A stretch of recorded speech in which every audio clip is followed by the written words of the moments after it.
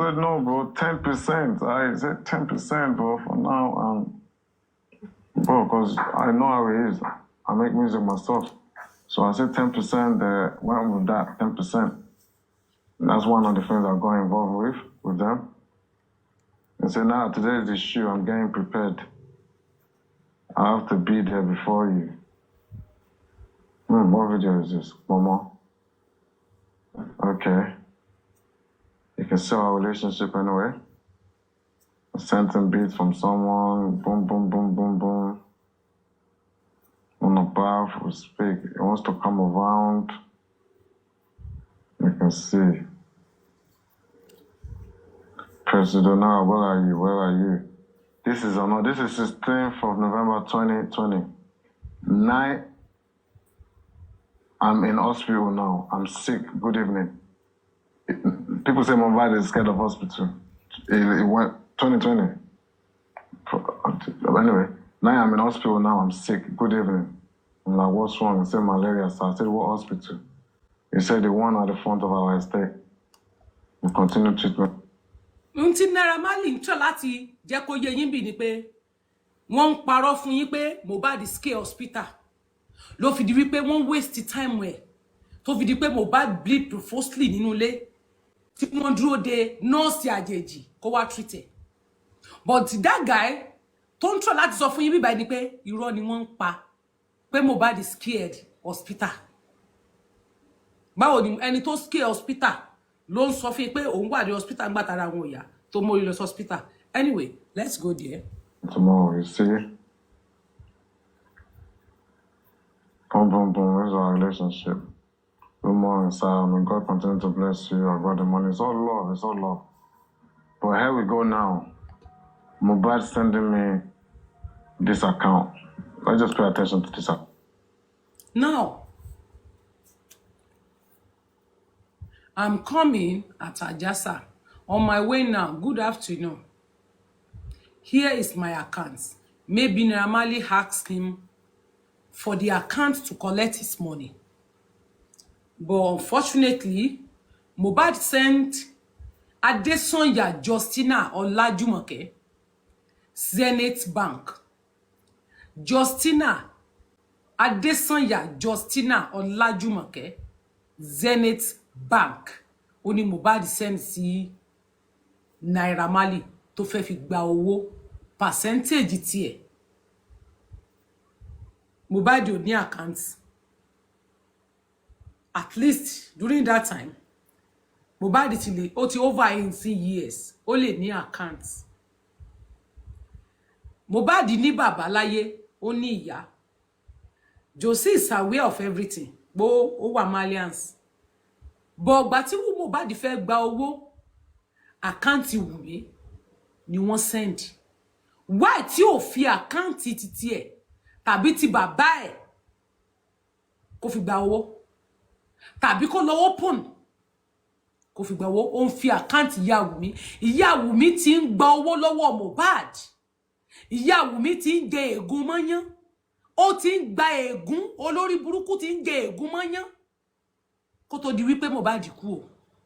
Kó tó di wípé Mohbad ti ẹ̀ blow gan pátápátá. Gbàrà tó ti mọ̀ wípé ọmọ òun ó ti fẹ́ ó náà ti ń ta sólórin. Ìgbà tí Mohbad ò tí blow, tí Mohbad sì ń lé Wunmi ká ní gbogbo 2016 2017, Wunmi ò accept Mohbad àti gbé chat wọn jáde fún yín. Ìgbà tó di 2019 tí Mohbad blow ní Malians house, ó ní Wunmi tó accept torí Wunmi náà ti wà ní Lekki. Ẹ mọ́ gbàgbé pé Mohbad ti kọrí fún wípé transformer ni gbogbo àjà ló ń fún níná toró ti wà níbẹ̀. Ẹ mọ́ gbàgbé pé Wunmi ti wà ní Lekki, ó ti ń pínná. Ó ní Wunmi ti wà ní Lekki. Ó ní mo ti gbọ́ mo ṣàkúṣàkú, I'm sorry. Ìgbà tí mo mọ̀ ni, ìgbà tí mi ò mọ̀ ni. Mo rò wípé mo wà lucky. Ó pupa bí kíní kan, mo rò pé ọmọ tó wà kíní kan ni ẹ́. Mi ò mọ̀ pé lóṣó ni ẹ́, mo fọ̀rọ̀ mi lò ẹ́ náà. Mi ò mọ̀ pé sófo ni ẹ́. Kàkà mi tí ń bá kówó fún ẹgbó ní kí n délé sọ. Oríṣiríṣi òun ló sọ. Mohbad ló ní Wunmi ti di transformer sí Lekki. Ó ní come out to come and listen to your letter. gbogbo àjà ló ń fún níná Mohbad sì wà ní Ìkòròdú gbára kò tí ì lọ sọ́dọ̀ náírà ní gbogbo ìgbà tí mò ń sọ yìí tó ti ń kọrin fún Wùmí pé gbogbo àjà ló ń fún níná ó ti sọ ẹ̀ di transformer sí Lẹ́kí gbogbo àjà ló ń pinná fún wọn ó ti wà nílé náírà ó ti wà ní náírà south ó ti wà lọ́dọ̀ àwọn Ìyágọ̀ Òjó torí ẹgbẹ́ náà sọ ó ní Wùmí ti gbọ́dọ̀ actress kan rí ó ló ti gbọ́dọ̀ actress kan rí ìyẹn mì pé ọ̀dọ̀ Ìyágọ̀ wọ́n ti gbé ẹ má gbàgbé pé a rí fọ́tò ìgbà tí Wùmí àti Ìyábọ̀ Wùmí sì ṣe díẹ̀ ńgbà náà pẹ̀lú Ìyábọ̀ ara àwọn ọmọ pink lady ló wà ṣé sára àwọn ọmọ tí Ìyábọ̀ rán lọ sílé náírà torí ló máa rán wọn ọmọ lọ even àwọn ọmọ tó náà sára àwọn ọmọ tó rán lọ bẹ̀ ni Wùmí náà jẹ́ kan dáná bẹ̀ torí Wùmí àti Priscilla wà ní wọn tó fi wá di pé ìyá Wùmí ó ń fi àkáǹtì rẹ̀ olórí burúkú olórí bí ẹ sọ kúkú pé báyìí ó ń fa àkáǹtì ẹ gbowó ọmọ ìyá dẹ̀ máa jìyà bẹ́ẹ̀ tún ni Wùmí tún jókòó mọ́ lára tó bá ti tásìkò tí Wùmí tí Mohbad ti fẹ́ gba sálárì tó fẹ́ gba percentage ìgbà ẹni Wùmí máa forí Mohbad mọ́ra. Let's go there. I don't know. This is Adesanya Justina Olajumoke. Zenith Bank. So there's my account, sir. Ó gbowó yẹn. No, that's not your account. I know that's not your account. Wow. Anyway, I got the money. Thank you, sir. Welcome. Really appreciate, sir. But anyway, WG. Treatment for WG. Malian Satem. Boom, boom, boom, boom, boom. It's all love. It's all love. You can see. Is that what you want to shoot? Or sorry, you want to shoot Malian's anthem? I said, why not sorry? Sorry is the biggest track on your EP, I guess, because I love that track. But Sorry ni orin tó ṣe fún bàbá ẹ̀. Sorry lórin tó ṣe fún bàbá ẹ̀. Ó ní wọ́n sọ níbẹ̀ yẹn. Torí 2020 lórin yẹn náà jáde. As you can see, he said, all right, let's go for that first, then later I will shoot Malian's anthem. As you can see, I always suggested that we shoot sorry. We didn't even shoot sorry. We shoot Malian's anthem because, you understand, I can't force you. I'm not like that. I get it. So going on, let me go back. Let me go back to that so you can see the date and time we stopped. Last time my message delivered to him was 22nd of December 2020. Now let me go to this number. Good day, sir. This is Mohbad. My new number for call on WhatsApp. Thank you for believing in my craft, King. I will forever be indebted to you. Today makes it a year you announced me as your artist. No one would have done that if not for you. I love you, man. This reading all this now is just sad, man. Yeah, but in sending this, wow, I was ready because at that time I'm thinking, oh, Ó tún resend that account again. That account of Jumoke olóṣó ibo ni àbúrò Ìkòròdú àbí ibo ni Ẹ̀pẹ́ tí Karimo ní wọ́n fún ní 19 stand nínú office bàbá wọn. So ó tún send the account yẹn again. Ó ń fi account yẹn gbowó lọ́wọ́ náírà repeatedly. Yet one sense. It's all love. Most times we speak on the phone, you get. Even doing this chat, sometimes we call ourselves, we speak on Snap, we speak face to face. Sometimes we're mostly together, sometimes we're not. So yeah, they said it's our job with parents. I ask, are you with parents? He said, this was when I first heard, last time my message delivered to him was, when was this? 11th of May, 2020. Let me take you back to another. So 16th of May, 2020, there's Mohbad again. King 9. Tap. This is Mohbad, my new WhatsApp. Good morning, we spoke on phone, deciding what song he wants to drop. I think after Malian Anthem, we should go for this featuring Mayor. I don't tell him what to do. But I'll listen to all your playlists, so I'll only give you advice to get. King, I'm not shooting Malian Anthem for now. He said he's not shooting that again. He wants to shoot over hype. Send it again. I Anthem is good to go. But I think I should just drop what people will connect to easily and what will be a hit out there. You see how it's going, you can see our chat. Oh, let's get to it. This is 4th June 2020. This is 7th of June 2020. This was when I first heard about Mohbad using something or using something. What did I first hear they called it? They said is what did they first call it? What's the name? Ice. Yeah. This is my first time first hearing Mohbad using ice. But I didn't really know what ice is. I didn't really know what ice was, you know. I had to find out what's ice. What's ice, you know? And when I found out that ice is actually crack, I was like, whoa, but I didn't know crack, because I know crack. I know what crack did to people. I'm back in the street in UK. I know what crack did to UK. I know some people that sell crack, you know. I know some people that start taking crack. I know what it's going to do to their life. But I wasn't angry because at the end of the day, you know, I only signed him. I can only advise him. I wasn't angry, so I called him to advise him, just told him about the danger. June 7, just tell him like, yo, listen, 2020. this is not good for you, whatever. He did explain that he started taking it with his crackhead friend, that boy.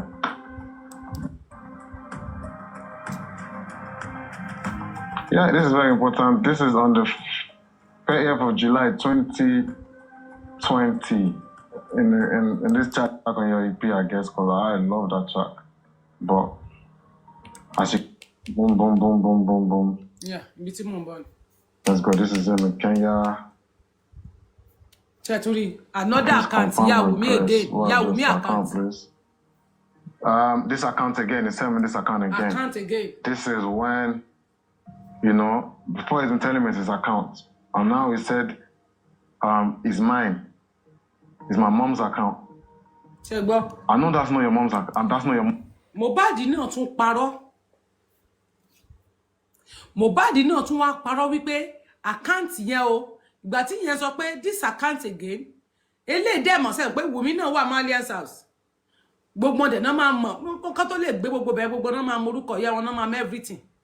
Now, pé Mohbad náà fill form. Ó dẹ̀ máa forúkọ yóò máa forúkọ wà bẹ́ẹ̀ síbẹ̀. Now, ìyẹn wá sọ fún pé my girlfriend again. Ó wá lórúkọ, ó ní account girlfriend yẹn wá nínú. Your girlfriend, Mohbad wá parọ́ fún Naira pé account ìyá wọn. My mommy's account. Mohbad sọ pé ìyá ìyàwó ni ìyá òun tó fi ń gbowó. Nígbà míì ẹ̀yin ọmọ yẹn náà máa ń ṣìṣe o. Ẹ máa ń ṣìṣe fúnra yín. Ìgbà tí wọ́n bá advice yín, ẹ máa ń rò wípé bóyá wọ́n tì yín ṣìṣe. Ẹni tó bá ń gbà yín nímọ̀ràn tí àwọn ènìyàn bá ń rí yín pé ẹ lọ ojú ọ̀nà tó bá ń gbà yín nímọ̀ràn, ó máa ń dàbí wípé wọ́n tì yín ṣìṣe.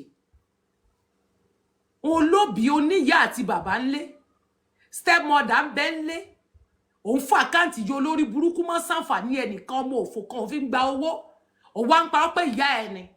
Ṣégbà tó wá kú lé ní Séjùmọ̀kẹ́ ti dìde. Ṣégbà tó kú lé ní Séjùmọ̀kẹ́ ti jáde síta. Séjùmọ̀kẹ́ ti bọ́ta. mom's name. Well, I think it. I'm sure that's not his mom's name. His mom's name is Abosede or something. Sorry, pardon me if I'm wrong. Ṣégbọ́. But I don't know. Ìyẹn gan mọ̀ ó ní orúkọ ìyá ẹ̀sẹ̀ Abosede ó sọ ní sọ pé bo ló ti rí Justina. Anyway. Pardon me if I'm wrong again. This is looking like Wumi's mom's name. I don't know. You guys confirmed the name. This is looking like Wumi's mom's. But he said this is my mom's account. Now I'm starting to think: is this even what's happening? Is this even more bad? Like, come, let's speak. Yeah, he came. I spoke to him. ليه تقسط وتستنى لما ممكن تستلم وتقسط؟ معناوي ناوي اختار. Tẹ́ bá gbọ́ nǹkan tó sọ ńbẹ̀ yẹn, ó ní òun wá ní pé òun ti rí pé ó ń gba owó yẹn. Òun wá pé kó wá, Mohbad wá. ìgbà tí Mohbad wá àwọn sọ ọ̀rọ̀ àwọn sọ a lot you know they spoke a lot I think during the time òun náà ni Mohbad ní Naira Marley pé bàbá ẹ̀ during the time ni Naira Marley pé bàbá ẹ̀ kò pé Mohbad nìkan ó pé Mohbad ó tún sọ fún bàbá ẹ̀ tàbí kó epo tún sọ fún bàbá ẹ̀ kó tó di pé ó ní kí Mohbad wá as a boss ó wò pé ìwọ ló ń jìyà ìwọ ló ń sanná ní ìwọ èdè ni ó wọ so ó ra so ó ra nǹkan ju nǹkan táwọn bá rà fún yín náà lọ ìwọ ní now at least ó yẹ kó tiẹ̀ máa wọ nǹkan kí ìwọ náà tiẹ̀ kí ló ṣẹlẹ̀ àwọn òbí ẹ̀ làwọn rí tán dàbí ìnùwó epo ẹ̀ orí ìyẹ́ ló dàbí ẹ náà kúkú òkè bá rẹ ló gbẹ tọrùntọrùn tó jẹ́ pé singlet white kan báyìí ló máa ń wọ̀ àti ṣòkòtò tó ọmọdọbọ ní bá rẹ máa ń wọ̀ àti sílífà lẹ́sẹ̀ kò sí palm sandal kankan bẹ́ẹ̀ kò sí palm kò sí bàtà aláwọ̀ bá rẹ ló rìn kiri torí ẹkún bí gbó etílé ìyá rẹ ló dàbí orí bí orí ìgbà ìjú kó mọ wọjà làbí àdúdú bí epo lọ ọ̀nà ń wọ̀ ká ìyá ìyàwó ẹ̀ ló ra bẹ́ǹsì yìí àwa gbọ́ pé ìyá ìyàwó ti bẹ́ bẹ́ǹsì ó ra bẹ́ǹsì àsowó Mohbad náà fi ra bẹ́ǹsì ọmọ ọlọ́mọ ọ̀nìyàn lọ́nìyàn nígbà tó mọ̀ wò yá tó gbọ́n Wùmí ti táyé lọ rí ra lẹ́ǹtì tí ẹgbẹ́ ẹ̀ ó ti ń kọ́ lọ díẹ̀díẹ̀ fún ìyá rẹ̀ àbí ńgbà tó ń gbó yóò pònú tiẹ̀ àbí òní yóò pònú ni owó tí Mohbad ló fi ń ra oúnjẹ ló fi ń ra aṣọ sára ló fi ń ṣe ra kọ́mú ló fi ń ra cream ló fi ń ra makeup owó ilé tó ń rí oyè àfi ń ra lẹ̀ wọ́n ya ń sá gbogbo ẹ̀ mọ́ra wọn tó kó lè máa dùn àbẹ́ẹ̀rọ Ọlọ́run Allahu Akbar ọmọ ìjọ mi hallelujah o hallelujah o ò lè táàpù screen nígbà tá a ti ń bu yín nílé táàpù síbẹ̀ yín ni ẹ má dọ̀bù táàpù lè láìkì ẹ̀yin ò lè láìkì tí lórí Facebook àbí lè láìkì ètò rárá kẹ́ táàpù kẹ́ sí ààrẹ àbẹ́ẹ̀rọ Ọlọ́run bàbí ó pe bàbá Mohbad Naira Marley sọ fún bàbá Mohbad pé àkáǹtì ọmọ yín fi ń gbà fúnra bàbá Mohbad ló sọ̀rọ̀ yẹn jáde kí sàwọn àlàtọwọ́ bọ̀ lẹ́nu ó ní Naira Marley sọ fún òun wípé Mohbad fi àkáǹtì 3 gba owó lọ́wọ́ kí ni ìgbésẹ̀ tí bàbá Mohbad ṣe nígbà tó mọ̀ wípé Wùmí fi àkáǹtì gbowó sí bí bàbá mọ̀ gbà náà during the time ni bàbá àti Wùmí dọ̀rẹ́ o Naira Marley tó jọ̀gá ó pé ó advice ìwọ bàbá ó wá close mọ́ Wùmí torí kò lè rí nǹkan gbà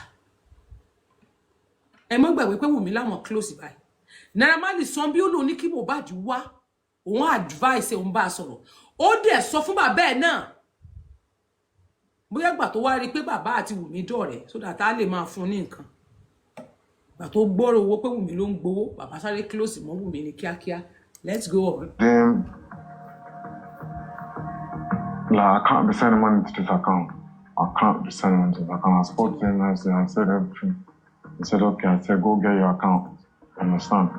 Okay, I can't be putting money in this account. I spoke to him other stuff. I don't like to really speak about what I don't have evidence about, but I spoke to him.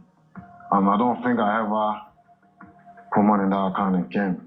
Not long after, his girl came to me and said, it's my fault that Mohbad is sending money to girls. Not in a bad way. Remember, we were close then.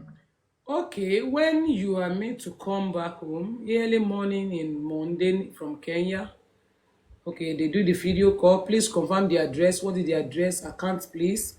Mohbad tún resend the same account náà. Ní January 16, 2021 àti 2020 ni Mohbad ti ń fi account ìyá Wùmí gbowó. Láti 2020 ló ti fi account ìyá Wùmí gba owó lọ́wọ́ Mohbad ni ìyá Wùmí ti ń fẹ́lá nínú wọn ti ń dùn náà ti ń jayé.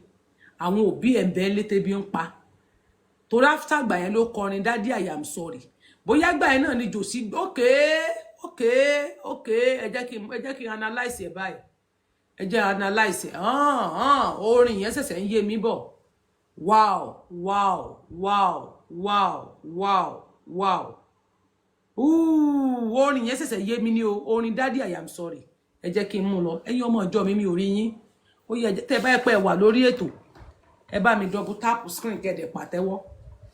Tẹ́ bá wà lórí ètò ẹ bá mi fi gé ewédú kódà kó ṣe gé ewédú kó ṣe ice cream ẹ fún mi ní ẹ fún mi ní dónọ́ọ̀tì kí n mọ̀ pé wà available pé mo rojọ́ torí kí n wò bóyá ẹ wà ń bẹ̀ kó ṣe igi ewédú kó ṣe dónọ́ọ̀tì ni kó ṣe ice cream ẹ fi síbẹ̀ kẹ́ tap screen yín kí n wò bóyá ẹ wà available ẹ jẹ́ kí n wò yín tẹ́ wà available mo fẹ́ analyse àárín yìí kí ni ẹsẹ̀ wá sí mi lórí ni gbà tí mo ní kẹ́ send ẹ̀yin náà wá send gelewe ẹ lè send money go ẹ lè ju money go lẹ igi ewédú mo pẹ́ iná den send igi ewédú ṣé igi ewédú ló yẹ kẹ́ fún mi àti ice cream ẹ lè bó money go fún mi ṣé torí pé mo ní igi ewédú ẹ̀yin náà wá ń fi igi ewédú yẹn lẹ̀lẹ̀ ó yẹ sá fún mi ẹ fún mi ní nǹkan gidi ẹ má fún mi ní nǹkan tí ò ní ìtumọ̀ kí ló dé ẹ̀yin náà wá sáré fún mi ní igi ewédú ló kù ó dà mí ò tọrọ igi ewédú ẹ fún mi ní money go gbà ní ẹ mú káàpù ẹ mú money go ẹ mú tiktok ẹ sá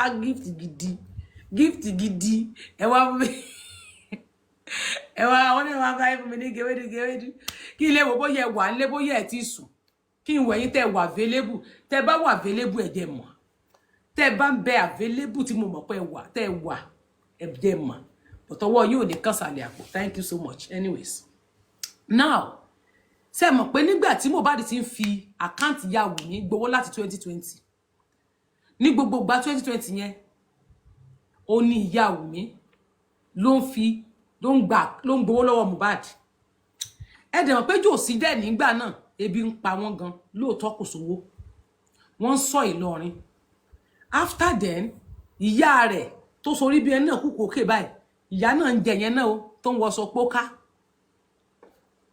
Mohbad send nínú ìgbà yẹn thank you for the cap God bless you Naira Marley ó lóun ò ní send owó sínú àkáǹtì yẹn mọ́ ó pe bàbá Mohbad ó sọ fún bàbá Mohbad pé àkáǹtì ọmọ yín fi ń gbowó lọ́wọ́ mi láti 2020 o tó ń fi gbowó lọ́wọ́ mi láti ọjọ́ ẹ̀ àkáǹtì ẹni báyìí ni o thank you lóńkú àkáǹtì èèyàn báyìí ni ọmọ yín fi ń gbowó lọ́wọ́ mi o ọmọ yín fi àkáǹtì ẹni báyìí gbowó àkáǹtì ìyá ìyàwó sí ìyá girlfriend ẹ̀ tí ì ṣe ìyàwó ilé débi tá a máa ní bóyá ìgbà tó bá bóyá ìyàwó ilé tó pé bóyá tí ò bá sí magí òun náà mówó a fi ra nǹkan nínú ilé bóyá tí ò bá sí epo á rà bóyá tí oní nepa bá dé á sáré sanwó yẹn kọ́kọ́ ẹ̀ tó dé bóyá tí wọ́n bá fẹ́ lọ ra nǹkan lọ́jà tó wó yẹn ò ká á fi kún kì í ṣe ìyàwó ilé girlfriend tó yẹ pé gbogbo ìgbà yẹn rèé Wùmí go gbọ́ràn oúnjẹ sí adìyẹ wọ́n náà ń lanú dé náírà gan sí ẹ̀ sí àná wọ́n ń la nínú Malian's house wọ́n ń la wọ́n ṣe tatata fún wọ́n ń la nílàkulà nílé náírà ni bẹ́ẹ̀ ló tún ṣe tọ́tọ́tọ́ kiri ìgboro ló tún ṣe tàtàtà kiri ìgboro kò dúró lọ́dún ọ̀tí ẹ̀ ìgbà yẹn ni Jòsí sọ̀rọ̀ sí Mohbad wípé ò mọ́nú ilé ìwé la rán ẹ nígbà ó rán Jòsí rán Mohbad létí ẹ pé mo ti analyse ọ̀rọ̀ yẹn náà gbà mo kọ́ wá la analyse orin yẹn náà tẹ́lẹ̀ rí ó mọ̀ gbà tí yà ń jẹ́ ó mọ bínú ilé ṣe rí ó mọ bínú ilé ṣe wà láńlọ́ọ̀dù gan lé wá kiri àwa wò nísìnyí àwọn àbúrò ẹ̀ náà wà nulẹ̀ ìwọ náà wo àdúrà ebi ń pa everybody òun lójú ṣéyàwó ẹni tó wà nulẹ̀ tó gbẹ ní àmọ̀ tó jọ dé bíbá ìyá yín rẹ̀ ẹ̀ rí ṣe é rí ìyá yín náà mọ́ rẹ̀ ti lọ lágbà tí ìyá yín ti lọ èmi nìkan mo ń kó bá tí mo wà ń bí kókákóká àjọ ń ṣe ni mo yá owó ó yá owó a ní ọ lọ sí school ibẹ̀ ó wá dé ó tí ẹ̀ jẹ́ kówó yẹn fún náà ó wá ṣe tán ó wá ń fún yàyàwó lówó Jòsí ló rán létí Jòsí bínú sí Mohbad bí n bá wo orin yẹn ó bínú sí Mohbad bí òye Ọlọ́run ṣe ń sọ̀rọ̀ fún mi bí ìmọ̀ yẹn ṣe ń wí fún mi Jòsí bínú sí bàbá ẹ̀ sọ̀rọ̀ sí bí Naira Marley náà ṣe pè wá nígbà tí bàbá ẹ̀ bínú sí tán Naira Marley náà pè wá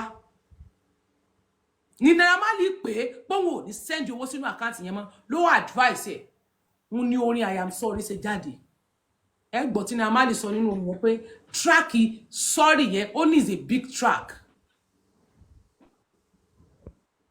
is a big track ni Mohbad sí orin jáde pé 10 years ago sí mọ́mí ó sọ story tí bàbá ẹ̀ sọ sí ọ̀rọ̀ kò gbákùn gbé àwọn ọ̀rọ̀ kò gbákùn gbé tí bàbá rẹ̀ sọ sí ń ló bí ẹ pé dádì mi ẹ má bínú ń ló fi wá lọ open account but still náà àwọn olórí burúkú jùmọ̀ kí ó dẹ̀yìn lẹ́yìn ọmọ yẹn o agbára jagbára lọ tó yẹ kí bàbá ti mọ̀ nígbà náà kó ṣiṣẹ́ sí kójú ẹ̀ lè kúrò lára àwọn tó máa sọ ọmọ ẹ̀ di ògo bòjì ṣùgbọ́n ojú òkè owó tí wọ́n fún bàbá yẹn ń tó wà after owó tí wọ́n kó fún yẹn tó yẹ kó sọ̀rọ̀ gba kó dẹ̀ ṣiṣẹ́ tó pé ó yẹ kó rí báyìí ọmọ yẹn gbọ́ ṣùgbọ́n àwọn tó jókòó ti ọmọ lọ́rùn àwọn tó ń sọ ògo ẹni di ògo bòjì àwọn ọmọ Jésébẹ̀ àwọn ọmọ àjàràbùkà tí wọ́n ń sọ ògo ẹni di ògo àwọn ògo bòjì wọ́n jókòó ti lọ́rùn àwọn ègún ìran àti ègún ìdílé bẹ́ẹ̀bẹ́ tí wọ́n wà wọn láyà kò ní kọjá ibi tó wà ọmọ yẹn wá rò pé òkè ló fi gbé orin Daddy I am sorry jáde ó bẹ bàbá ẹ̀ ní lórí ọ̀rọ̀ burúkú tí bàbá ẹ̀ sọ sí pẹ̀lú nǹkan tó ṣẹlẹ̀ ọ̀rọ̀ tó sọ gbá lórí ọ̀rọ̀ tó sọ lù ń ló bí ẹ orin Daddy ẹ má bínú ṣùgbọ́n òun ti wọnú ayé lọ báyìí o Daddy just dey pray mommy just dey pray for me make you better for me gbogbo tí mo mọ̀ ṣe nínú ayé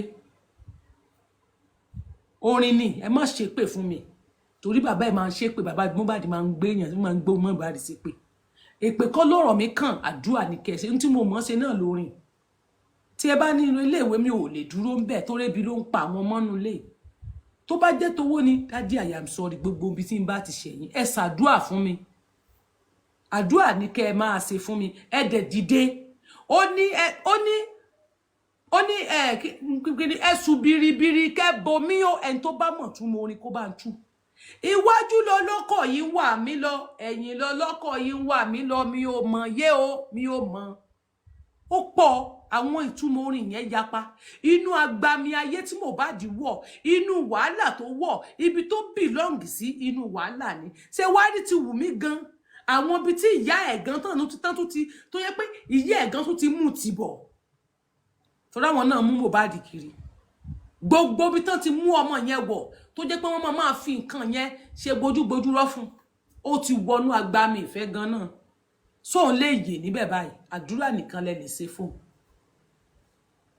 tó yẹ kí bàbá àti ìyá ẹ̀ wá gbárùkù tí àwọn fa àkáǹtì ọmọ wọn gbowó látọdún ìwá wọn ṣe kankan ẹ kàn ń bú ọmọ ṣé ká ẹ bú ọmọ náà ti mọ̀ pé ọmọ yín ti há ẹ wo àtọdún tí Mohbad ti há àṣé kìí ṣe rísẹ́ǹtì àṣọ ọmọ ti há látìgbà tó ti wọ Naira House tí Wùmí ti mọ̀ pé ó ti blow àǹtí Jésébẹ̀ ti lo kayamata it's not their matter ọ̀rọ̀ máa gbẹ́sẹ̀ a máa ká àbẹ̀rẹ̀ ọlọ́ọ̀bá bí oní kìí ṣe mátà wa oní tó bá lo kayamata fún ọ kò sí ní tó kàn wá gbogbo àwọn ọ̀rẹ́ sọ pé ó ti lo kayamata àwọn òbí ní ṣèkì ṣe pọ́mọ yìí ti lo kayamata oní it's not their matter ní ìṣó ti di mátà wa ẹni tó lo kayamata fún ọ ní ìṣó ó ti di àwa mátà ó ti di àwa mátà báyìí ó di asùn láti jọ ẹ̀ ìgbà táyé sọ pọ́mọ yìí ti lo kayamata fún ọ kó o mọ bọ́ọ̀sì gbàgbà oní it is not our matter Davido kẹ̀ ṣé ẹ̀sìn náà ni ṣé fake Davido ní àbó original tó ní mo rí pé èèyàn ní kinní wájú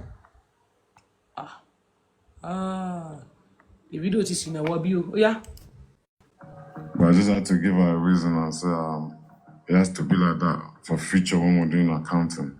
But yeah, you see, this is me and my bad conversation.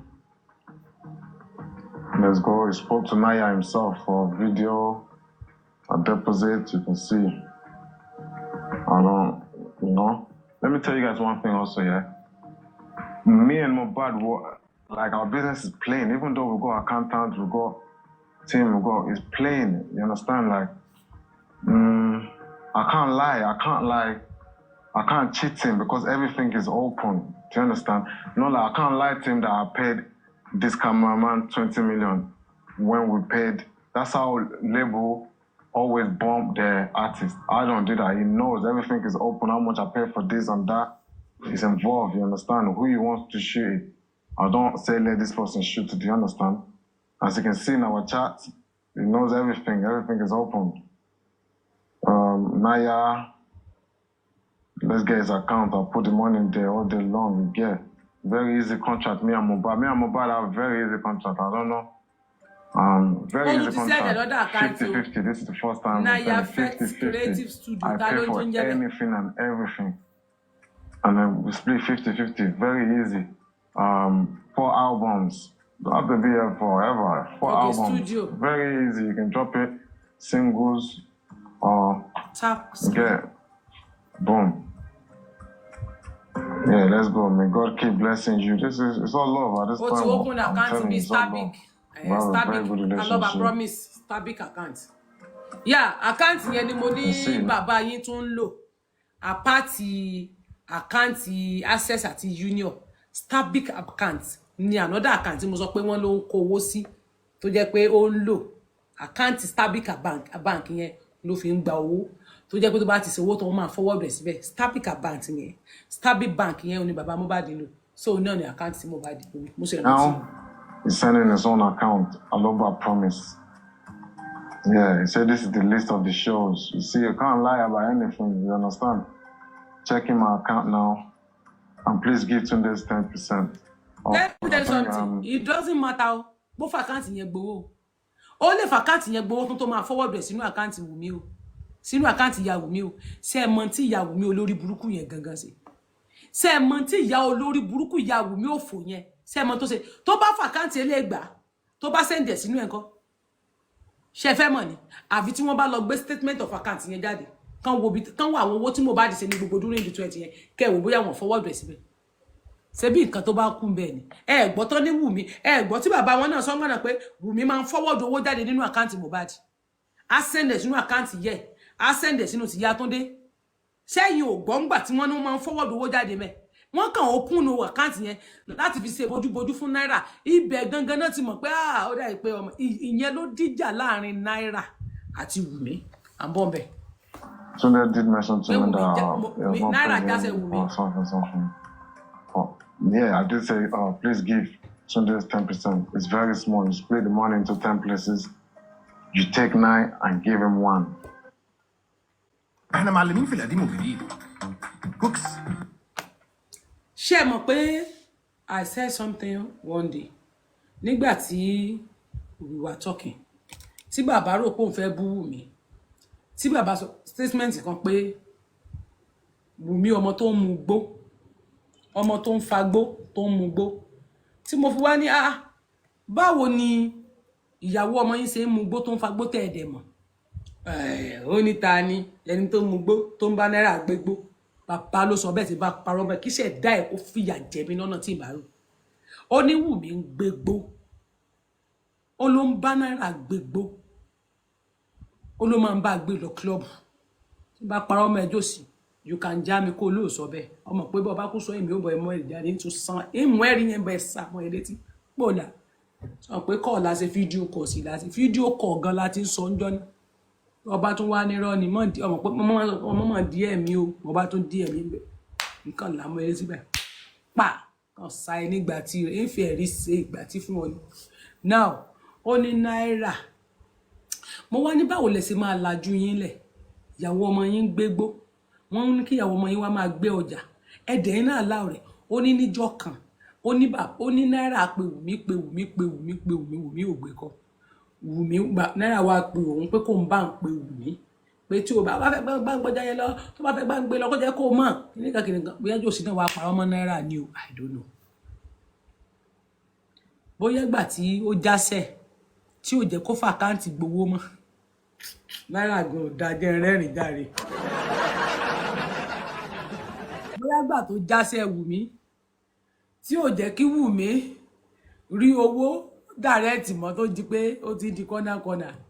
Bóyá ni Wùmí náà ṣe bínú tí ò ṣe bá Naira gbọ́jà tó fẹ́ gbé ló fi di pé wọ́n ń pe bàbá abẹ́rẹ́ Ọlọ́run. Bàbá náà àti Wùmí náà ti wá di báyìí. Gbogbo mọ̀ pé owó ni wọ́n tún ṣe ń forward owó yẹn jáde. Tó yẹ kí jòsí ṣiṣẹ́ sọmọ yẹn lára ó kàn ń bú Mohbad ó kàn ń gbé ṣépè lásán ni. Ó ń bú ó ń gbé ṣépè ni kò yẹ kó ṣiṣẹ́ tọ̀.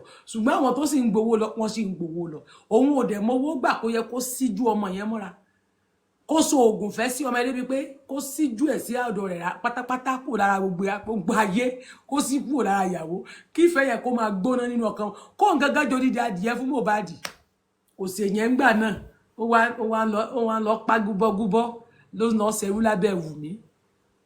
Ó kàn gbé ọmọ ṣépè ó wá ń ṣerú lábẹ́ owó ìyẹn kàn fún ẹni tọrọ díẹ̀ ó ti wá di pé wọn àti Wùmí ti di báyìí wọ́n di báyìí àwa báyìí èmi àti bàbá máa dáná láti Ìkòròdú yẹn máa gbóúnjẹ wá fún mi Lẹ́kì elébùsàn ọmọ ìyá. I'm like, we have money, we're making money. Mohbad has money, I'm not gonna lie to you guys. Anyway, let's go. Sorting out your payment now. We send the list of shows. And he replied, he said he will pay Tunde altogether.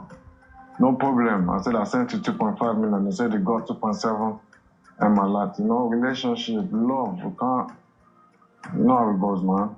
Put in your bio, put the link on your bio, you know. You dropped a song. This is probably linked to a song, you know how it goes.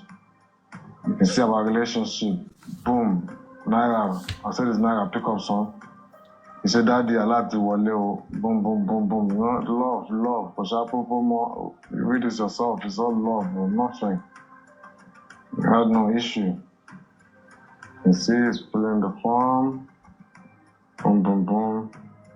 He asked me what song should he drop. I said Black Pio Pio. That's how you can tell that I don't control them. I can't. I don't force them into doing what they want to do. You understand? Because we didn't even drop Black People. He dropped it after. He dropped it after he left my music. But anyway, I say it will bang. He asked if he should leave the beats like that. I said this. The NDA came to they came to Malian house. They took Zino, Shibomi, and others. They were arrested. Mohbad eventually joined them there when they was taken, when Zino that was on call.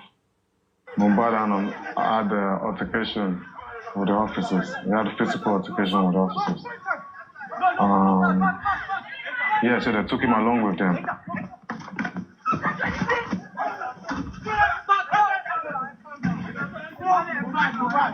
I was on the flight coming back home to save them. I had to book my flight.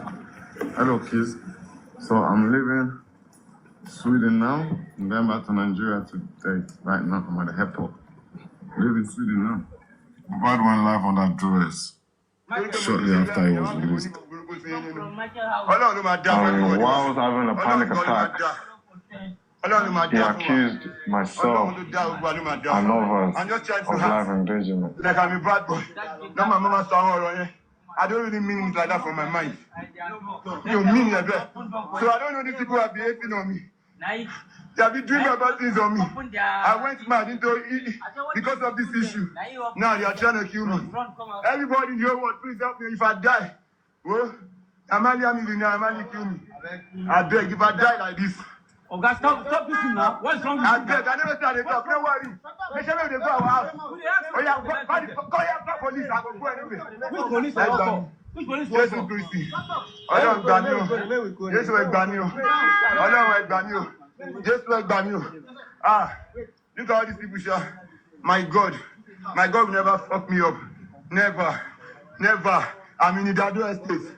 I'm in your state. So, a couple minutes after accusing me, the guys came to his rescue. On their way to the hospital, he also accused his girl, Zino, Hemo, a lot of people.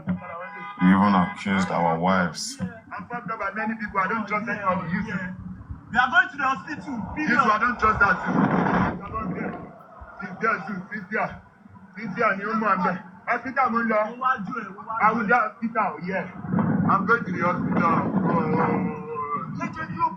You will die. Where are you dropping?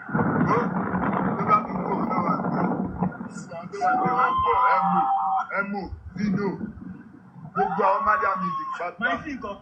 My show ti bẹ̀rẹ̀ àti ìyàwó ẹ̀. Tunde, Male Junior. Gbogbo wọn pátá Idris. Gbogbo wọn pẹ̀lú everybody wọn Malian music ní ìrántí gbogbo ìyàwó wọn. Everybody. Shortly after that, while I was in a vulnerable state of psychosis, he made a statement calling Zino a snitch. Everybody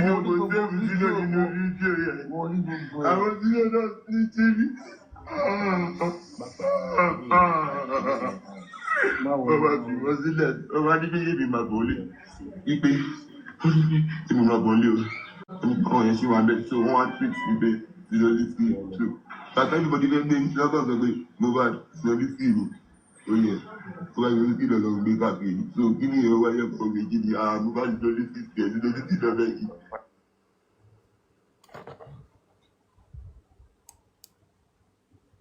wọ́n ń polówó ọjà lọ́wọ́ ẹ bá wa double tap screen wọ́n ní after àgbà yẹn ló accuse everybody ta ló fight fún nígbà tí wọ́n accuse ẹ̀ nobody. Day I got back into Nigeria, Mohbad. the whole team with me, bí mo máa forward àwọn ibìkan dànù kúrò. I was already out of Nigeria because the shows are, bro, come on, shows every day. So by 9th of March, I was ready, but before then I was out of Nigeria, 2022. So you can see he said the Dubai one, and then that's when he said on that 9th of March 2022, he called me. Always I'm in Dubai. Like I tried to call him too. I don't know what's wrong then. I wanted to tell you something before, but don't want to disturb you because you're traveling. I'm like, oh, tell me please, tell me, bro.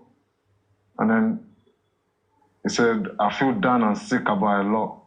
Would like to see you and talk about it, sir. Just remember this, after that incident of the NDLA, which is on what?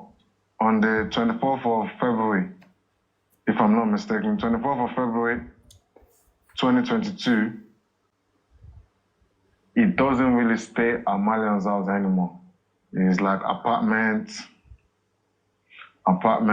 where it doesn't really stay, but it still has his keys. He might send someone to come get stuff, he might come get stuff, but it doesn't really like stay there fully, but he stays in an apartment, we still speak, you know. Yes, obviously he said he feels sick about a lot. He needs to speak to me. I said, okay, maybe when I get back, Abi. He said, yes, sir, and if I can't keep it to myself again, I will call you. Okay, yes, that would be good. Maybe we should fix a phone call tonight and we can talk about it. He said, all right, sir, I'll give you a call. All right, sweet. He said, are you in Dubai already? I said, in 3 hours, I will be. Safe flight, sir. Cool. He said, I should check your IG. Just posted a video, sir. I think I should drop it next. This is after the NDLEA issue where he said those things. You can see, That's I March never did. 13. Like, we March have a very 16, good relationship after that. 2023. I'm not going to let him come out to 2022, say sorry, March blah, blah, blah, blah, blah. 16, 2022. So I tried to get ìgbà tí him Maisi sọ pé òun did gbé more káàkiri scams, ni Naira Marley ló paid for lòún san more gbogbo owó yẹn meds, tí Maisi ní went òòlù to ṣe wàhálà tó ń gbé different ká òun ṣe gbá tried but my Naira best. Marley ní òòlù So pé when I got back to Nigeria from ìgbà tó Dubai, lọ ya scam tó lọ ṣe CT me scan and Mohbad met up and spoke on the 22nd of March 2022. You can see we met up. We sẹ́rí spoke, nǹkan tí it mo was rí bì ni fine. pé gbogbo tó lẹ́lòmíà ní white tí Naira Marley náà ṣe ń record àwọn nǹkan tó náà ó náà mọ kákọ́s tí gbogbo wọn belong sí dènú ó ti mọ ibi tí Mohbad belong sí ó ti mọ̀ pé àwọn kan náà wà tó jẹ́ pé wọ́n ń mú and then ó ti mọ̀ pé Sam Larry náà ó máa ń gbé Mohbad jáde ó máa ń gbé Mohbad kiri so láti ibẹ̀ lọ anything can happen now Mohbad ti fi ẹ̀sùn apànìyàn kàn wọ́n pé tí òun bá ti kú o Naira Marley ní kí wọ́n Naira àti Malians record ó ní kí wọ́n lọ mú lórúkọ Jésù pé if anything happen to him anything bá ṣẹlẹ̀ sí òun tí anything bá ṣẹlẹ̀ sí sàkání òun ó ní kán mú Naira nítorí pé Malians record ó ní kí wọ́n mú tí nǹkan kan bá ṣẹlẹ̀ so as I was saying tí ẹ bá gbọ́rọ̀ yẹn ìyẹn náà ń wà careful kì í ṣe pé kò bá ṣe mọ́ o òun gan ń bá a ṣe ìbá tó dẹ̀ ń bá a ṣe ni ìbá pé kó náà lè rí ẹ̀rí tangible evidence ní lọ́wọ́ in case tó bá padà kú toró ti ní pé tẹ́nìtì bá ṣe òun kí wọ́n mú lágbájá torí tó bá kú yẹn tí ò bá ní tangible evidence lọ́wọ́ ó ṣeéṣe ibẹ̀ ló ti rí pé òun náà mú mọ́ra tó bá pé agbékọ̀ Mohbad rò pé ó tán nínú ẹ̀ ni kò tán nínú Naira òun náà ń fún mọ́ra ó ń rán àwọn èèyàn sí sàkání ẹ̀ so that kán máa gbọ́rọ̀ lẹ́nu ẹ̀ kán máa pé Naira Marley ò rán èèyàn sí sàkání ẹ̀ pé láti máa close mọ́ àwọn information kan tó bá ti fẹ́ commit suicide ẹ pè mí tẹ́ni tí bá ti fẹ́ ṣẹlẹ̀ ẹ sọ fún mi tíjà bá ń ṣẹlẹ̀ nínú ilé tó bá yẹ pé Wùmí ló ń frustrate ẹ̀ àbáwọn òbí ẹ̀ ni àbẹ́nìkan ni àbíbì kan ló rìn lọ tí ò yẹ kó lọ gbogbo information movement ẹ̀ ẹ jẹ́ kí n máa mọ̀ gbogbo bí tó bá fẹ́ lọ ẹ jẹ́ kí n máa mọ̀ náírà náà ń ṣe yẹn kò ní sọ pé òun ṣe yẹn ó ṣe that is the confirm now n ló fi di pé òun náà ń record why tó jẹ́ pé everything tó ṣe ló ń record tó ń fi pamọ́ so náà ti ń retí ọjọ́ tí ó pò wọn àgbéjáde ni òótọ́ ni tó bẹ́ẹ̀ ni tó bá jẹ́ mi náà èmi náà sí bẹ́ẹ̀ mi sọ pé kò dà bó ṣe ṣe now ẹ rí i pé òun náà ń record òun keep ẹ̀ òun record tó bá pè lórí fóònù òun screen record òun Mohbad tòró náà ń retí pé ó rẹ̀ pé tí nǹkan bá ṣe ọmọ yìí tí nǹkan bá ṣe ọmọ tó lóun àti Naira máa ń sọ̀rọ̀ a lot tí nǹkan bá fi lè ṣe ọmọ yìí tó bá dájọ́ tí wọ́n bá pọ́n fọmọ yìí dájọ́ then ó tún ti ń rí pọ́mọ yẹn rìn pẹ̀ láwọn side isla side dé àwọn òun ló ń bá rìn Sam Larry náà mú kúrò nínú ilé ó mú jáde anytime tó bá kọ̀ ó ń gbé sí rìkọ́dì láti máa ṣe kíni láti máa fi keep ẹ̀rí tiẹ̀ in case kò advice ẹ̀ ní advice pé má lọ kú má lọ ṣe báyìí but èyí tó bá record níbi tó bá ti advice nìkan ló máa record èyí tó kù báyìí kò ní sọ fún pé kó má lọ bẹ̀ but eléyìí tó máa favour ẹ̀ ló máa gbé jáde fún yín eléyìí tó bá máa favour ẹ̀ ló máa gbé jáde fún yín lẹ fi rí pé ó ń kọ̀ ń gbé sí record oya let's go there. He told me he's doing okay. Ẹ tap ẹ like He you. would like to find a place so he can move. Ẹ rí pé Mohbad jókòó tó bá jókòó tí When you wọ́n find a place, let me ní know. jókòó pé Mohbad rò pé ó ti tán inú tí Mohbad dùn lára ń jẹ kò mọ̀ pé gbogbo bó ṣe wà lára ń jẹ Luckily, yẹn I ó got ń this video record because I was freestyling in this case song. tí anything bá ṣẹlẹ̀ sí Mohbad òun náà máa gbé yẹn jáde pé ọ̀rẹ́ làwọn àwọn jọ ń ṣe àwọn jọ ń wá ṣe bóun ló wà pẹ̀lú òun náà ń ṣe yẹn òun náà ń record tọmọ yẹn bá wà oníṣìí ọ̀rọ̀ yẹn ṣẹlẹ̀ ọmọ yẹn wà pẹ̀lú wọn gbogbo déètì ìgbà yìí 22 March 2022 on the 22nd of March 2022 ni ọmọ yẹn rò pé gbogbo nǹkan ti lòun náà wà lára ń jẹ bẹ́ẹ̀ dẹ̀ ni bó ṣe ń wo ọmọ yẹn Naira Marley ò wo níwò dùnú ọ̀rọ̀ tó sọ tó fi polongo ẹ̀ níwájú 12,000 plus ni view tí Mohbad rí nínú lórí Instagram ìjọ tó sọ̀rọ̀ yẹn 12,000 view ló ní 12,000 people ẹ dẹ̀ mọ̀ pé àwọn tó wà ní underground ju àwọn tó máa ń wà ní front lọ bó ṣe ń wò ó ń ro gbogbo nǹkan tí Mohbad sọ inú Naira Marley ò dùn sí Mohbad that is why tó sì ń rẹ́kọ̀dù ọ̀rọ̀ yẹn pé Mohbad yẹn ni òun náà wá ń keep ẹ̀ because he kept this ó kept ẹ̀ ní ó keep ẹ̀ sínú fóònù in case tó bá dámọ̀ àgbákò lọ́jọ́ kan èmi náà máa gbé jáde pé ṣe bẹ́ẹ̀ ni tẹ́ ní mo búlẹ̀ ní tó mo ní nǹkan ṣe bóun ló wà pẹ̀lú mi ló ṣe báyìí we are friend so òun náà monitor. He said, Daddy, I like to wale o. Boom, boom, boom, boom. Ṣé mo padà- Love. ṣé mo padà Because sẹ́yìn? more. You read it yourself. It's all love. Me and Mohbad met up. He came with my seat. No stressing you. Leave there. Tell him. Kula kanu, koka kanu.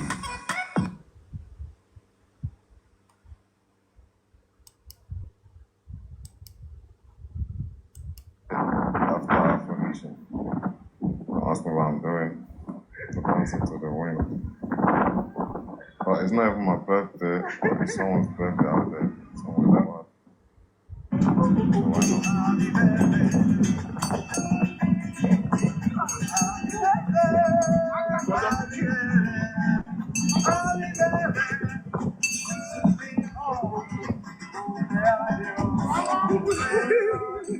That because of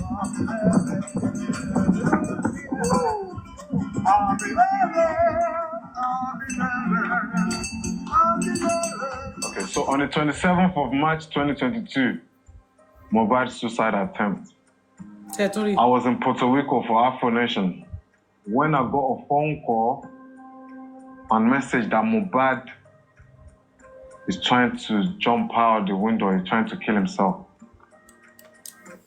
that the suicide that they are talking about is inside in Bella's house nínú apartment Bella nìyẹn ṣe ìgbà yẹn náà ni Bella náà sọ pé Mohbad fẹ́ jump wípé Mohbad àti Wùmí ló wà nínú yàrá tí Wùmí ṣe fẹ́ jump jáde tó ṣe fẹ́ fò kí ni ọ̀rọ̀ tí Wùmí ń sọ sí Mohbad tó ṣe fẹ́ kí ọmọ yẹn commit suicide àwọn nǹkan wo ni Mohbad ń ṣe fún tí Wùmí ń ṣe fún Mohbad nínú yàrá tó fẹ́ kí ọmọ yẹn fi fẹ́ para rẹ̀ tó ṣe fẹ́ jump tọ́rọ̀ yẹn dùn tó fẹ́ jump síta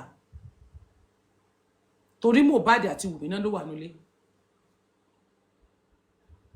kí ni tó ń ṣẹlẹ̀ but Mohbad tó ń sọ̀rọ̀ yìí ebi Mohbad ní pẹ̀lú Naira Marley yìí báwo wá ni Bella ṣe wá sọ nínú interview tí Bella sọ wípé Mohbad ń sọ nípa record label pé torí record label ni Mohbad ṣe fẹ́ jump ṣe rí pé Bella is a friend enemy they are the one that manipulate Mohbad ṣe bí Naira yẹn àti Mohbad náà jọ sọ̀rọ̀ nbí báyìí ṣe bí Mohbad àti Naira Marley yẹn ló di pé ó ń gbà sọ̀rọ̀ lórí fún wọn jọ ń sọ̀rọ̀ tí nǹkan bá fẹ́ ṣe ó ń gbé kọ́ ó ń mú lọ kó bá rẹ̀ á sanwó hospital rẹ̀ á ní pé kí wọ́n lọ gbé lọ sí hospital báwo ló tún ti wá di wípé Mohbad ń ronú nípa record label tó fi di pé Bella ń sọ wípé gbà tí Mohbad fẹ́ jump síta ìyàwó ẹ̀ ló wá gbà ló sáré jáde tó wá bá wọn ìyàwó ẹ̀ ló sáré help ẹ̀ whereas ìyàwó ló ń bẹ nínú yàrá tó ń fún ní problem tó ń fún ní sùúrùtù nínú yàrá kí ni Wùmí ń ṣe fún Mohbad ṣé kìí ṣe pọ́njọ́ mú nǹkan lọ́wọ́ tí kìíní yẹn ń gbòdì àbí Wùmí ń sọ àwọn ọ̀rọ̀ kò gbákùngbé bó ṣe máa ń sọ tọ́rọ̀ yẹn máa ń trigger Mohbad àbọ̀ ń sọ̀rọ̀ tó ń trigger rẹ̀ àbí Mohbad tún rí àwọn secret tó tún lágbára nípa Wùmí wọ́n ti lọ rè jẹsẹ̀ rẹ̀ tó mọ ọmọ yẹn tó fẹ́ commit suicide tí Bella wá ń purọ́ pé ìtorí record label Bella ọmọ ya wèrè gan o Bella ọmọ dá léèyàn o Bella ọmọ burú léèyàn o ọmọ kékeré náà dẹ̀ níwọ náà Bella ọmọ kéré nú ayé ọmọ kékeré mà ní ọmọ ìwọ 30 years old ló múrọ́ burúkú bá ń tó pa fún gbogbo àgbáyé wípé torí record label ni Mohbad ṣe fẹ́ commit suicide ni wọ́n wá sọ pé ṣé torí record label yẹn ni kó má parẹ́ whereas a máa gbọ́n tí Mohbad sọ ó yá. That's all. I was like, what? Remember, he's already made a video of this is when everything was serious. When they called him that he wanted to kill himself. I'm like, no, I called him, I had to record it. I'm like, yo, Mohbad, what's happening? What's this I'm hearing? Blah, blah, blah, you're king. I was just telling him, why do you want to kill yourself? If it's your dad, your mom, or your girl stressing you, leave there. Tell him you're coming back. You know, anything for him not to kill himself. I'm telling him, like, you're king on your own. I told him all this stuff. I told him, so what if you die now? What do you want people to say? After you've made a video that if you die, they show Naira Marley. He apologized. He said, sorry. I said, no. I'm no anger. I already forgave you. The only reason this is coming back up is because you want to kill yourself again. So, on sọ pé o feel very yẹn but 1 hour ago ló ń feel very pé 1 hour ago ló ń feel very pé fẹ́ parẹ́ and ó dẹ̀ ṣe surround rẹ̀ pẹ̀lú same thing tó ń stress ẹ̀ mo dẹ̀ ṣàlàyé fún ọmọ pé last time bó ṣe fídíò sí pé if anything happen to you Naira Marley àti Marlian team ni nísìnyí ó fẹ́ parẹ́. ọ̀rọ̀ tó dẹ̀ sọ́jọ́ náà ó lè ṣe nǹkan tí wọ́n fi sí lẹ́nu tó mu ní tẹ̀mù yẹn àwọn ló lè ṣàwọn olórí burúkú yìí àwọn ọmọ Jésébẹ̀ iná fi sí lẹ́nu àwọn tán manipulate ni pé wọ́n máa ní kó máa pariwo Naira Marley wọ́n dẹ̀ ń rìkọ́dù ọ̀rọ̀ yẹn pamọ́ láì mọ̀ pé ọ̀rọ̀ yẹn náà máa lò ní ọjọ́ òkú ọmọ yẹn. Don't let anybody manipulate you. Don't let anybody fight you to manipulate you to fight with somebody that is not fighting you. Ẹni tí ó jẹ́ tó ò bá jà tí ò bẹ́ jà má lọ máa bàjà. Ẹni tí ó ro ibi sí ẹ tán manipulate kó lọ máa ro àìdá sí. Ẹni tí ó jókòó ọjọ́ kan kó rojú ẹ anywhere táwọn kan dẹ̀ ń pè jókòó tán rojọ́ wọn tán dẹ̀ ń sọ̀rọ̀ rẹ̀ láìdá fún wọn tí wọn náà ń fi kún.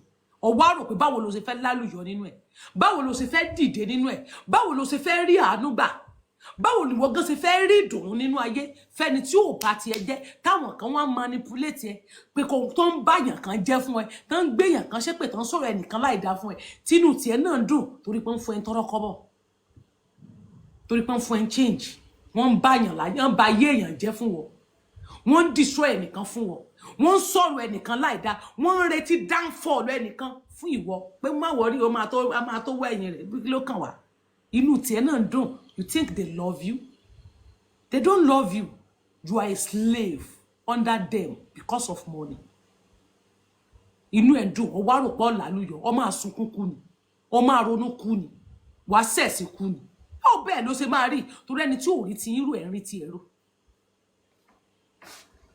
ṣé ẹni tẹ́ ẹ ní tí ẹni tí náírà tí Bella ń sọ nípa rẹ̀ pé ìtorí record label ni Mohbad ṣe fẹ́ commit suicide ṣé record label yẹn master àwọn kan ló wá ń bá sọ̀rọ̀ ń bí ṣé Naira Marley yẹn kan ló wá jọ sọ̀rọ̀ ń bí báyìí tó ní àwọn ó ní wọ́n frustrate òun wípé òun wà nínú ilé wọ́n sọ pé òun lọ so oògùn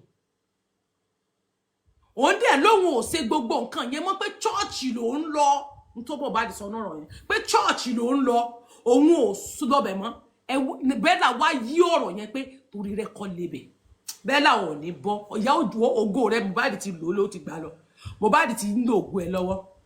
Wọ́n náà wò ó. That's me feel bad, but me feel bad when it's just this. Me, but take my money if I explain for me or no. Feel bad ní pé o fẹ́ parẹ́ mọ́ báyìí. No, me feel them. But that's like 1 hour ago ló ń feel bẹ́ẹ̀ tó tirẹ̀ mọ́ ni àtọ́ bá parẹ́ bẹ́ẹ̀ sí kí ló bọ́ máa sọ ọgbà tó ti ṣe fídíò wẹ́ẹ́ di pé Naira Marley fẹ́ pa ẹnu bẹ́ẹ̀ nígbà bá ṣe tó bá parẹ́ níbẹ̀ yẹn sí tó tirẹ̀ mọ́ kí ló bọ́ wọn yẹn máa sọ. فينيش التيميت بلس بيفتت اصعب البقع ó lẹ́yìn náà ń gbọ́ yan man tí mi thank you.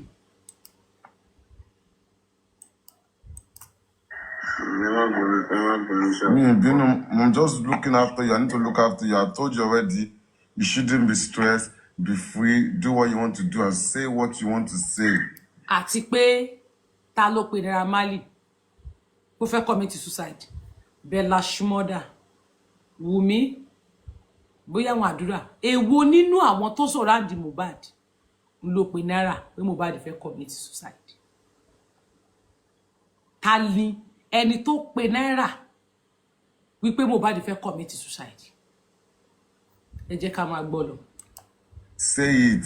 If you say Wumi oya ma lole daddy me ma ti wa ejo kini kan say it, be free. You wouldn't feel like I know you said you feel like nobody likes you, Abi. But if you can't feel that, if you feel like nobody likes you, it's not a reason for you to kill yourself. Do you get? Because they're not showing it that they don't like people. So don't who are saying they won't like it here. You walk off feel bad and you trust it. It's something in the back of your mind that you erase. Yeah, I'm trying to erase it. I'm trying people say they know. I'm trying to share move along. But you're locking yourself now. You're locking yourself. I explained all this to him. That immediately he said sorry, apologize, boom, boom, boom. Okay. You stress the more about wine and don't free your mind. Surround yourself with who you want to surround yourself with. Do you know? And talk about feel like we're very good. I'm aware no because so you go lọ sọ́dọ̀ mọ́mí ẹ̀ kó dúró kó fún ẹ̀ dọ́là wọ́n á gé dájẹ́ náà ni fún wọn lẹ̀ lọ sọ́dọ̀ wọn sínú lọ sínú yàrá ẹ̀ àbí kó lọ mẹ́rù pẹ̀lú wọn sínú small kò sí pé yàn kí ẹ̀ nà kò sí pé yàn láàkẹ́ tí yàn bá kí ẹ̀yàn ní pé ẹ̀ báyìí nà nobody wants you dead you're better off alive than dead nobody wants you dead you can't go back parẹ́ kò ní help anything wọ́n make everything worse ni. Everything was. Why is it to parẹ́ ṣe mọ́ fi tó ń lọ sí tèwé hell fire hell ó ṣe bẹ̀rẹ̀ ìyà. Àbó ọmọ kan náà sọ pé tó bá parẹ́ ìyà tó máa fi jẹ́ ó mọ̀. Ìgbò làbí wàásù. Ọkọ ló dáre o tó bá parẹ́ you're going to hell. The pain there is more than the pain you're going through here. Immediately after I got on the phone to him, I got the address. I called Zip. Ta ló pe Naira? Do we even tear hearts at all? Fídíò yẹn gùn, Wùmí náà ló pe Naira. Girlfriend díẹ̀ ló pe Naira. Wùmí ló pe Naira pé Mohbad fẹ́ commit suicide. So wá lè jẹ́ record label tó ń pín lẹ́mìí yẹn tó ní lára yẹn. Ó ní Wùmí. Naira sọ bẹ́ẹ̀ Wùmí ló pe Naira pé Mohbad fẹ́ commit suicide. Bella dẹ̀ sọ wípé torí record label ni Mohbad fẹ́ commit suicide. torí catalog torí royalty ṣe rí pé àwọn náà fẹ́ bá Mohbad náwó tó náà mọ̀ pọ̀ ọmọ yẹn gbé dání ọmọ yẹn ti kọrin dànù ìwọ ń ṣiṣẹ́ ọmọ ṣiṣẹ́ ó lógo Bella ó lógo àwọn tó rọgbà yìí ká ti lògo ẹ àwọn Wizkid lọ́rẹ́ ẹ so ti wá blow tán yányán wọ́n kàn lù ẹ ní orin mélòó náà bẹ́ẹ̀ kọ́ bóyá yóò kan Wùmí ló kọ Naira Marley pé Mohbad fẹ́ commit suicide whereas òun àti Wùmí náà jọ wà nílé Mohbad dẹ̀ sọ̀rọ̀ yẹn tán nínú fídíò yẹn nígbà tí àrò ọmọkùnrin kí lórúkọ mani pọlì APC yìí náà ọ̀rọ̀ kìíní kan máa tó ṣe interview tó kọ́kọ́ fi gbé fídíò yẹn jáde ohun tó sọ níbẹ̀ ni pé wọ́n frustrate wọ́n sọ fóun pé òun lọ ṣoògùn wọ́n disturb pé òun lọ ṣoògùn òun dẹ̀ sọ fún wọn pé òun ò ṣe gbogbo nǹkan bẹ́ẹ̀ yẹn mọ́ church ni òun lọ Rino ọmọ kri àbí ọmọ kri thank you Rino ọmọ kri ó ní wọ́n sọ pé òun lọ ṣoògùn pé òun dẹ̀ òun ò ṣe gbogbo nǹkan yẹn mọ́ pé church ló ń lọ wọ́n frustrate o how can you be frustrating the person that has trauma ẹni tó bá ní trauma tí trauma wà lára rẹ̀ ẹ má máa frustrate wọn tí èmi gan bá bẹ̀rẹ̀ bínú ìbínú mi ò tí ì tán ọ̀nà ń gbọ́ mo ti bínú darí lẹ́yìn ẹ̀rí pé ojú mi lè jáde ẹni tí mo gbé iṣẹ́ fún ó kàn frustrate mi ẹni tí mo gbé iṣẹ́ fún wọ́n kàn frustrate mi látàná frustration yẹn ti pọ̀ jù mo kàn bínú ni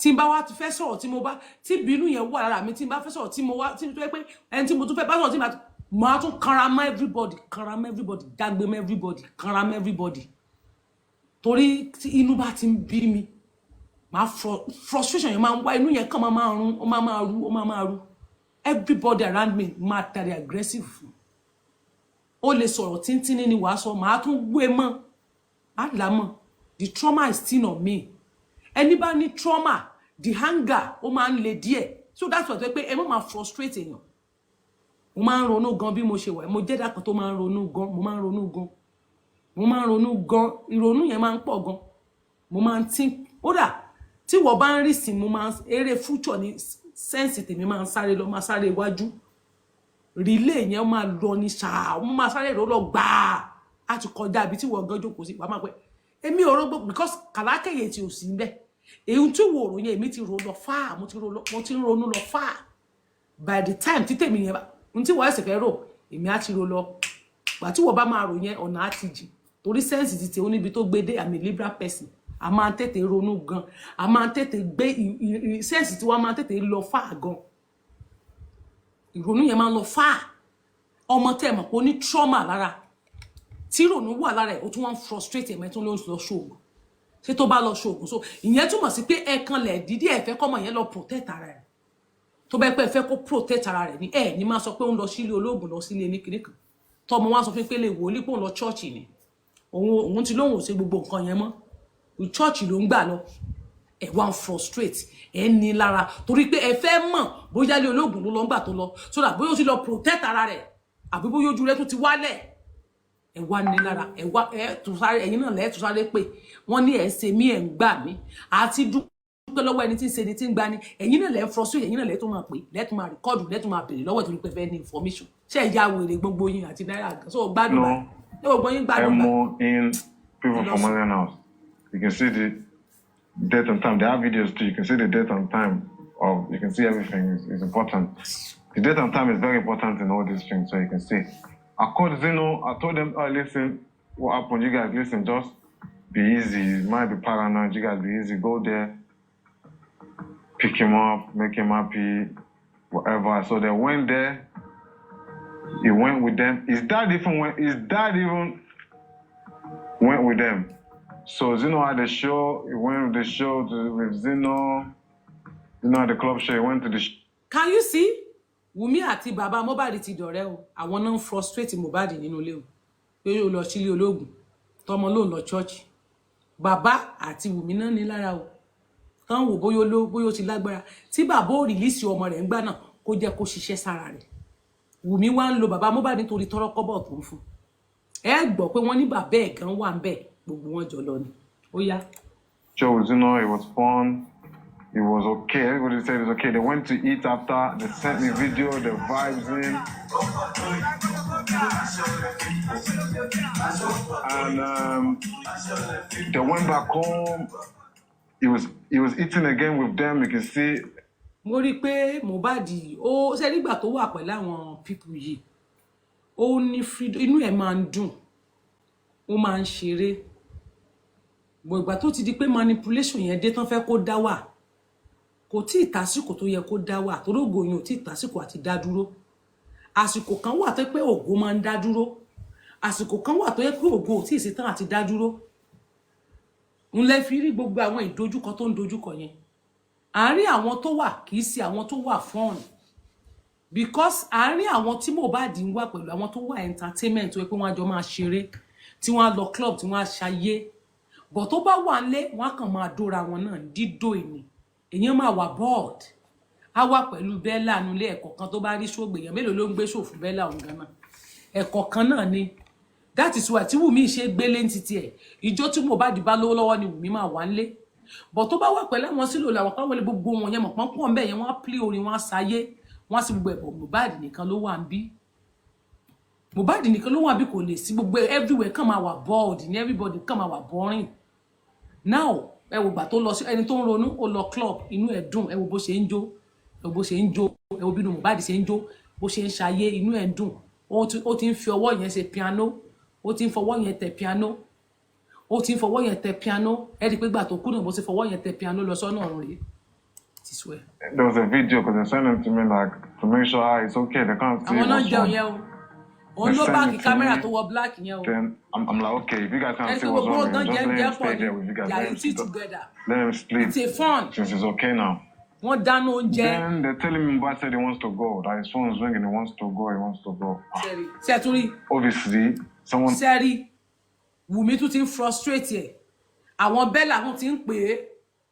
Àwọn olórí burúkú tán ti ń dá ọjọ́ ọkúlẹ̀ fún ọmọ ọlọ́mọ. Tán ti ń wò wípé eléyìí máa dùn ògo eléyìí máa dùn. Wọ́n ti sáré ń pè é. Pé kó máa bọ̀ ẹ má gbàgbé pé bàbá náà sọ wípé gbà tí wọ́n gbé Mohbad lọ bìkan gbà tó kọ́kọ́ tọrọ dé wọ́n ní Wùmí náà ló ń pè pé kó máa bọ̀ kó máa bọ̀. Wùmí tún ti ń frustrate ó tún ti ń pè Mohbad because bó ṣe wà lára di Naira Marley yẹn Naira Marley ń jà. Torí tó bá wà pẹ̀lú Naira Marley ó ń tú àṣírí kan mọ́ kó má bàa lérò ó mọ̀ pé tó bá wà ńbẹ̀ kò ní lè máa rówó gbà. Kò dẹ̀ rí ṣẹ́ṣe. Ẹ gbọ́ pé ó sọ pé wọ́n tún ti ń pè é pé olójú ti sọ pé òun lọlé nígbà tó ṣe fàájì tó jẹun tán tó yó tán òun lọlé kíní yẹn tó ti gùn kíní yẹn tó ti wà lára ẹ̀ because they are controlling him. Wọ́n tún ti fà sẹ́sẹ́nu pé ibi tó wà yóò yá máa bọ̀ báyìí.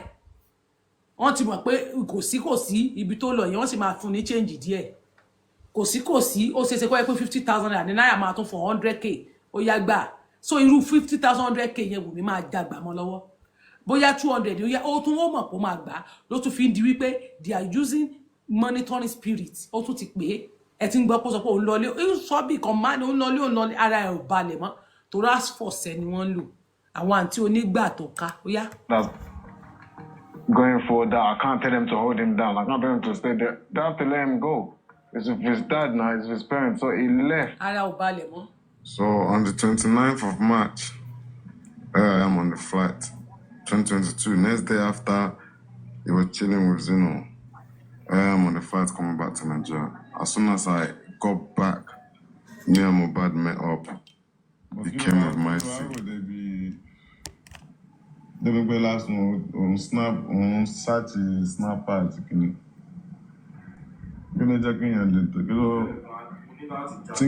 thinking wo ló gbé ẹ débẹ̀? Kí ló jẹ láyà wọn? Kí ló jẹ́ kó wọ́n pé òkè o ti ṣe tán báyìí o? Ibo fẹ́ kú ni wọ́n kú yá apá. Wọ́n máa jẹ́ kó wọ́n pé òkè o ti ṣe tán o fẹ́ lọ sniper. Ẹ tún gbọ́. Ó ti ẹ̀ pọ̀ ọ̀tọ̀ tún ni sniper. Wọ́n ní Mohbad tó fẹ́ mú sniper. Ọ̀tọ̀ ni suicide tó fẹ́ commit tán ló fẹ́ jump látojú window sísàlẹ̀. Tán ló fẹ́ jump látojú window sísàlẹ̀. Ó tún fẹ́ mú sniper. Ọmọ ẹ̀ tiẹ̀ tí ń retí ikú tí kò tẹ̀ tí ń wá kú abájọ. Tó kúkú wò wọ́n má wulẹ̀ lékú mọ́ jẹ́ kíkú máa pa kúkú ya pádànù. Ẹyẹ yẹn mọ̀ burú nu ayé o. Ṣé bó fẹ́ kú ni ẹ jẹ́ ká ràn ẹ́ lọ́wọ́ má wulẹ̀ mú sniper máa ràn ẹ́ lọ́wọ́. má ti jump sínú odò Ògùnpa má worry terminal bridge yẹn má jump síbẹ̀ àwa àwòrán ẹsẹ̀ torí pé ó ti ń kíní yẹn ó ti ń rí kíní yẹn bí kó para rẹ̀ wọ́n ní lórí òru ni Mohbad máa ń sunkún lórí òru ló máa rí ìrìkúrì lórí òru kí ló ń rí lórí òru tó ń sunkún kí ló ń rí lórí òru tó ń jọ́ọ̀mù làgùn tó fẹ́ jọ́ọ̀mù tó fẹ́ gbé ògùn jẹ kí ni Mohbad rí tán ló máa kékékékéké àkẹ́fẹ́ kú kí ló ń rí tó ń sunkún tí nǹkan yẹn ń dojúkọ kí ló ń rí ẹ bọ́ra àwo lẹ mú lọ. Wọ́n ṣàjẹ́ náà tí wọ́n ní kí. ẹ jẹ́ àfọwọ́dọ̀ ẹ̀ síwájú díẹ̀.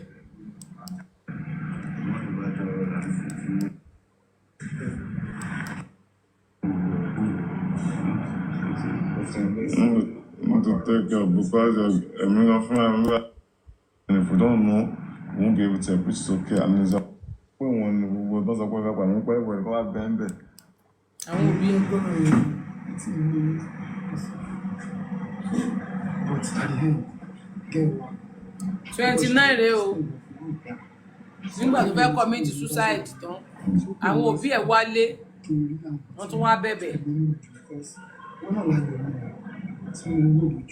ẹ wo jòsí bó ṣe káṣọ sókè bí ọmọ ọ̀tá bọ́ksà yín náà ló dúdú yìí pẹ̀lú bọ́ksà yín tó dúdú yìí jo frame kí ló ń ṣe ẹ́ ọ̀tún dé ọjọ́ àgbo kí ló tó káṣọ sókè bí ọmọ ọ̀tá pásítọ̀ ṣebí pásítọ̀ ni ó jẹ́ pé jo frame wọ́sọ wòlíì ń bí o ọ̀dọ̀ náírà ló wá ẹni pé kò sáṣọ wòlíì lọ́rùn ẹ̀ ìwọ wá ń faṣọ wòlíì kó wa lómi ọbẹ̀ jẹ ó faṣọ wòlíì gba 200 million lọ́wọ́ wa bá Mohbad bá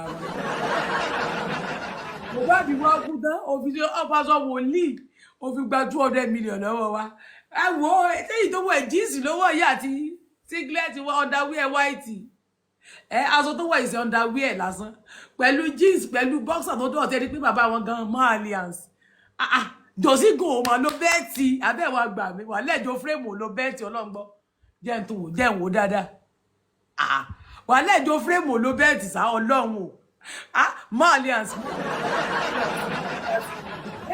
so ojo frame gan is a mọ́ alliance òun gan gbé ṣòkòtò ẹni pé ṣòkòtò ti gan ẹni pé bàbá yìí gò fa ṣòkòtò sókè ni so bàbá yín mọ̀mọ́ so ológo fún gbogbo yín wípé malians ló ṣe bọ́ ṣòkòtò ló ṣe sún ṣòkòtò ṣé ológo ló sọ fún náírà yẹn pé báwọn ní èmi gan ìṣe malia bá ń dárí jọmọ mi àjọwà náà ni o so bàbá ti rọ́pò Mohbad sí malians ìgbà tí Mohbad ń lọ ó bínú bàbá rẹ̀ ti fara rẹ̀ rọ́pò síbẹ̀ malians I am a malian I'm a malian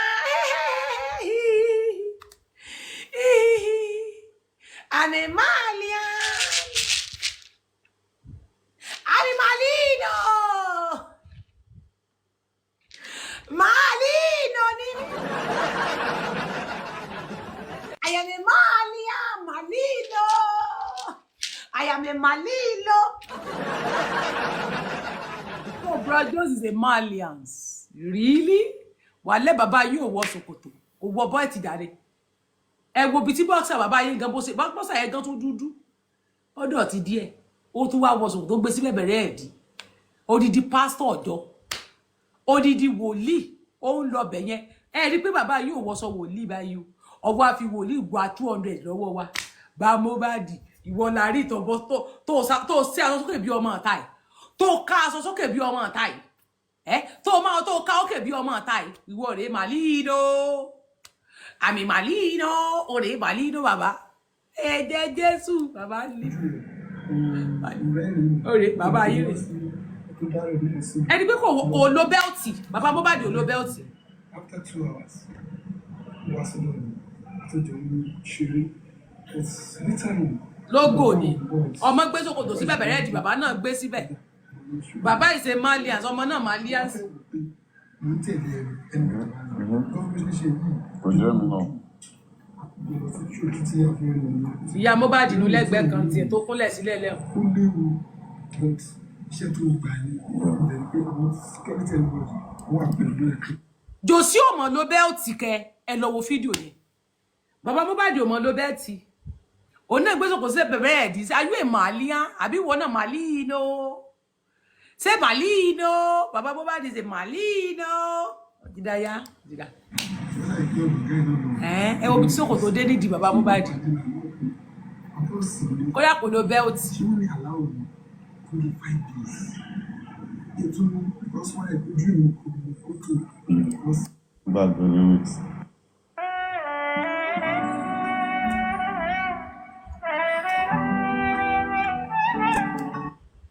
On back the phone password. ẹ jẹ́ ká sún síwájú Or you want to torí time wa. 30th of May, Malians Day, you know.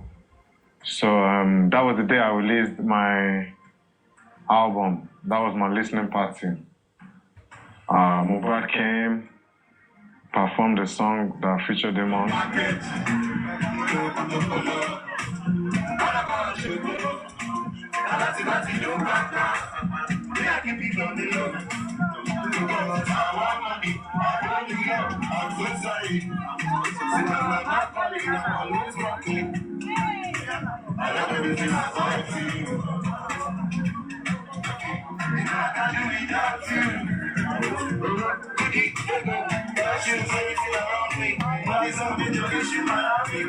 That's why a bitch call me daddy. That's why a bitch call me daddy. That's why a bitch call me daddy. That's why a bitch call me daddy. That's why I won't forget. I mean, I'm not interested. Oh, baby, my back, baby, my back, my leg on my dog, nobody can stop me. I'm getting money. Love I do without you, for what would you do?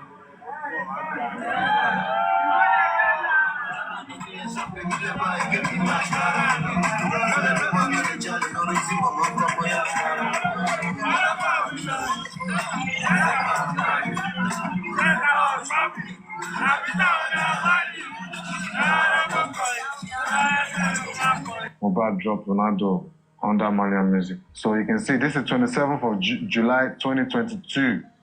So you can see the relationship now of him and Zeno. There's no issue whatsoever. After that issue that he said Zeno's a snitch, not to speak for Zeno, Zeno was still in the cell. I don't know where I remember a snitch, but there was obviously that, there's no way Zeno would have snitched him. There's no snitch there. He was just going through it. Do you understand? Moving forward, on the 3rd of September 2022, Mohbad dropped his video. 10th of September 2022.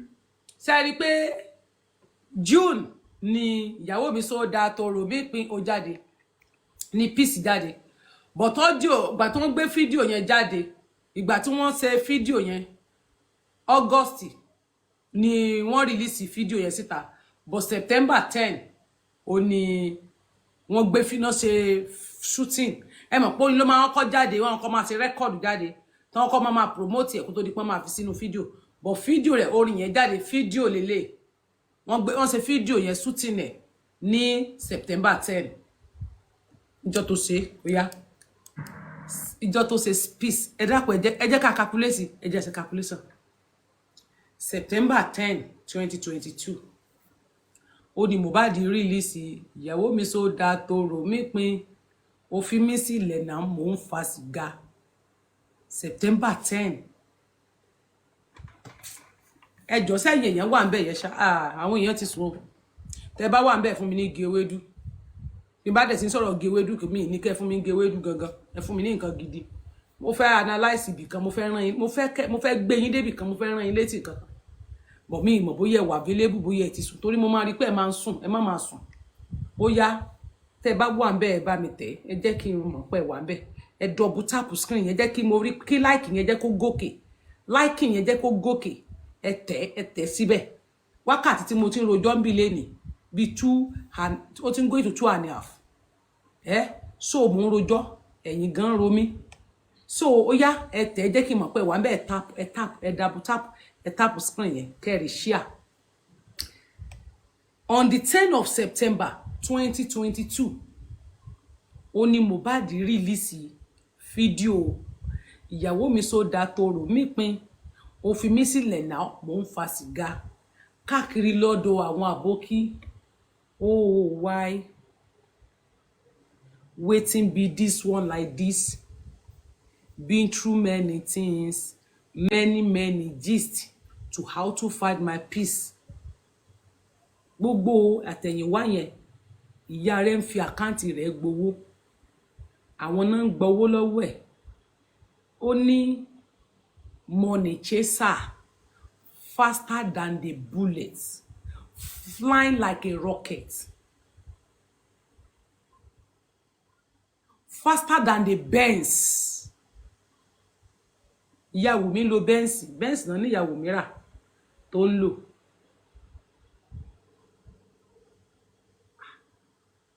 ó ga o September 10 2022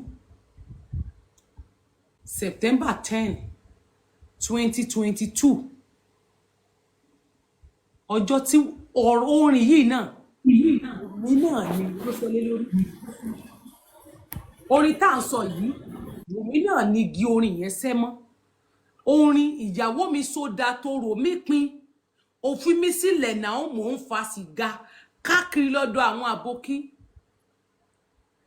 kò dúró ní Sùúrùlérè lórí ọ̀rọ̀ Wùmí ni September 10 2023 Wùmí àti Mohbad tó jà ní Ìkòròdú tó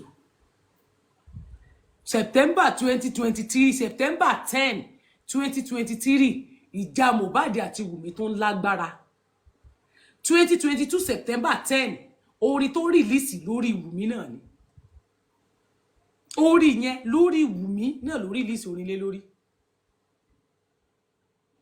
whereas ìyàwó ti lóun lóyún gbà náà but ó ń lọ ń bọ̀ bí ẹsẹ̀ adìẹ ẹ mọ̀ pé orin yẹn ó ti ṣẹlẹ̀ before kí Wùmí tó dé ó ti sọ orin yẹn ní June ló sí orin tá à ń sọ yìí August ní òun náà mú àwọn orin yẹn ní gbogbo July ẹ̀ mọ̀ tó máa ti sọ orin tán tó ń gbé jáde wọn náà máa promote ẹ̀ but September 10 orí wọn gbé fídíò jáde nígbà tí Wùmí lọ àárín ìgbà tó rìn lọ ni Mohbad sórin làwọn bàbá ẹ̀ lọ bẹ̀ ó dẹ̀ ní àwọn tán bẹ̀ pé kí Mohbad lóyún ta làwọn tó bá jò ti sọ̀rọ̀ kò ní kàn bá Wùmí sọ̀rọ̀ kò fi lóyún kí ló ṣẹlẹ̀ àṣírí wo ni Mohbad sọ fún bàbá ẹ̀ kí ni nǹkan tó ṣẹlẹ̀ gangan kí ni tó dojúkọ tó fi fẹ́ kí Mohbad kí Wùmí lóyún fún Mohbad kò bímọ ibo náà padà mú ọmọ yẹn wọ̀ ibo náà mú wọ̀ lọ ibo ni Mohbad lọ ìdojúkọ wo ló ń dojúkọ tí Mohbad ń rí ìrìkúrì lóru tán fa ẹ̀dẹ̀ rẹ̀ mu tán ló ń gbẹ àwọn wo ló advice Josie ẹ má gbàgbé pé bàbá Mohbad jẹ́ ẹ̀dá kan tó jẹ́ pé angel blessing ni angel tó èèyàn ní angel rẹ̀ ẹ rí pé nígbà tí wọ́n pè náà ó ní áńgẹ́lì ẹ̀mí Ọlọ́run ló sọ fún pé kó má padà ṣàgbàlagbà nígbà tí Mohbad kú láì mọ̀ pé angel blessing ti pè látọjọ́ Monday àì mọ̀ pé angel prime boy gan ti pè pé ṣé lóòótọ́ Mohbad ti kú a mọ̀ pé angel Dayọ̀ ti pè kó tó wá di pé angel ìyá Mohbad náà wá kúkú pè finally a mọ̀ pé àwọn angel a mọ̀ pé Malaika blessing ló pè a mọ̀ pé angel Àbíkẹ́ ló pè Àbíkẹ́ blessing èèyàn ni wọ́n advice Joe Frame náà bá Joe Frame sọ̀rọ̀ torí pé ibi tó dẹ̀ mú Mohbad lọ kọ́ ní issue bíi pé wọ́n ti set trap fún lọ́jọ́ iwájú gbogbo fídíò NDLA wọ́n ti kó pamọ́ wọ́n ti set ẹ̀ gbàrà tó ń lóyún báyìí gbà tí Wùmí ló ń lóyún báyìí ni trap yẹn ti bẹ̀rẹ̀ wípé òkè ibi tá gbà wọlé ni wọ́n sọ fún pé kó lóyún talent tó bá bàbá sọ̀rọ̀ kó lọ pé Wùmí yẹn gan náà nìkan lọ mú pé kó lóyún fún Mohbad so that wọ́n á lè fi kan sí kan tí Wùmí fi wá padà wá àwọn wo gan ni tí Wùmí ti lóyún already kó tó padà wá gbogbo on the first yẹn ló ní bàbá Mohbad fi ṣe prayer fáwọn ó nígbà tó di August 5th lòun lóyún lòun rí pé òun lóyún August 5 lórí pé òun lóyún ó dẹ̀ bímọ ní April definitely ó ti lóyún yẹn láti June ni Wùmí ti lóyún ó dẹ̀ sọ fún gbogbo ayé pé oṣù mẹ́wàá ló ń fi gbé Liam ó foṣù mẹ́wàá gbé oyún ó yẹ kó bí oyún yẹn kódà tó bá jẹ́ oṣù mẹ́sàn ni May ló yẹ kó bímọ kò yẹ kó jẹ́ June kò yẹ kó jẹ́ April 11 ni Wùmí máa bí ọmọ torí pé Mohbad wá kú ní 12 wọ́n wá sọ di 12 mọ́ yín lọ́wọ́ on the 11th of September of April ló bí ọmọ Wùmí wá padà wá ó ti lóyún because trap yẹn ti wà ńlẹ̀ àwọn tó fún lóyún yẹn àwọn náà wá advice jù ó ti lóyún bọ̀ torí ìtìjú yẹn àwọn yẹn náà wá péjọ frame tán wá advice ẹ̀ wípé kó jẹ́ kí Mohbad bímọ torí pé ibo ni Wùmí fẹ́ gbé oyún lọ pẹ̀lú àdúdù kan tí Mohbad ṣe fún Mohbad gan tó lè ya wèrè pẹ̀lú.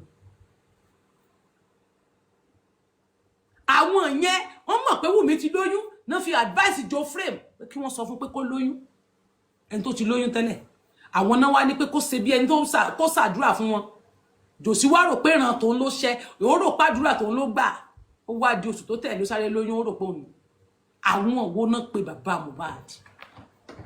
You are not a pastor. I'm saying this several times. The God has never called you. You call yourself. Inú ó call me.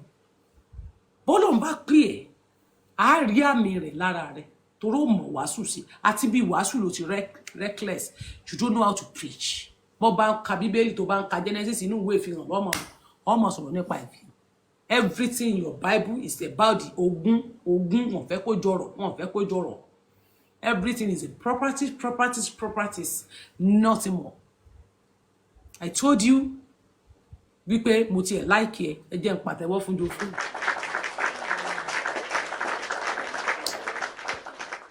Mo gbà pàtẹ́wọ́ fún pé jọ́síkíjọ́ tí ń bá rí aṣọ wòlíì lọ́rùn ẹ̀ wá jẹyìn èṣù.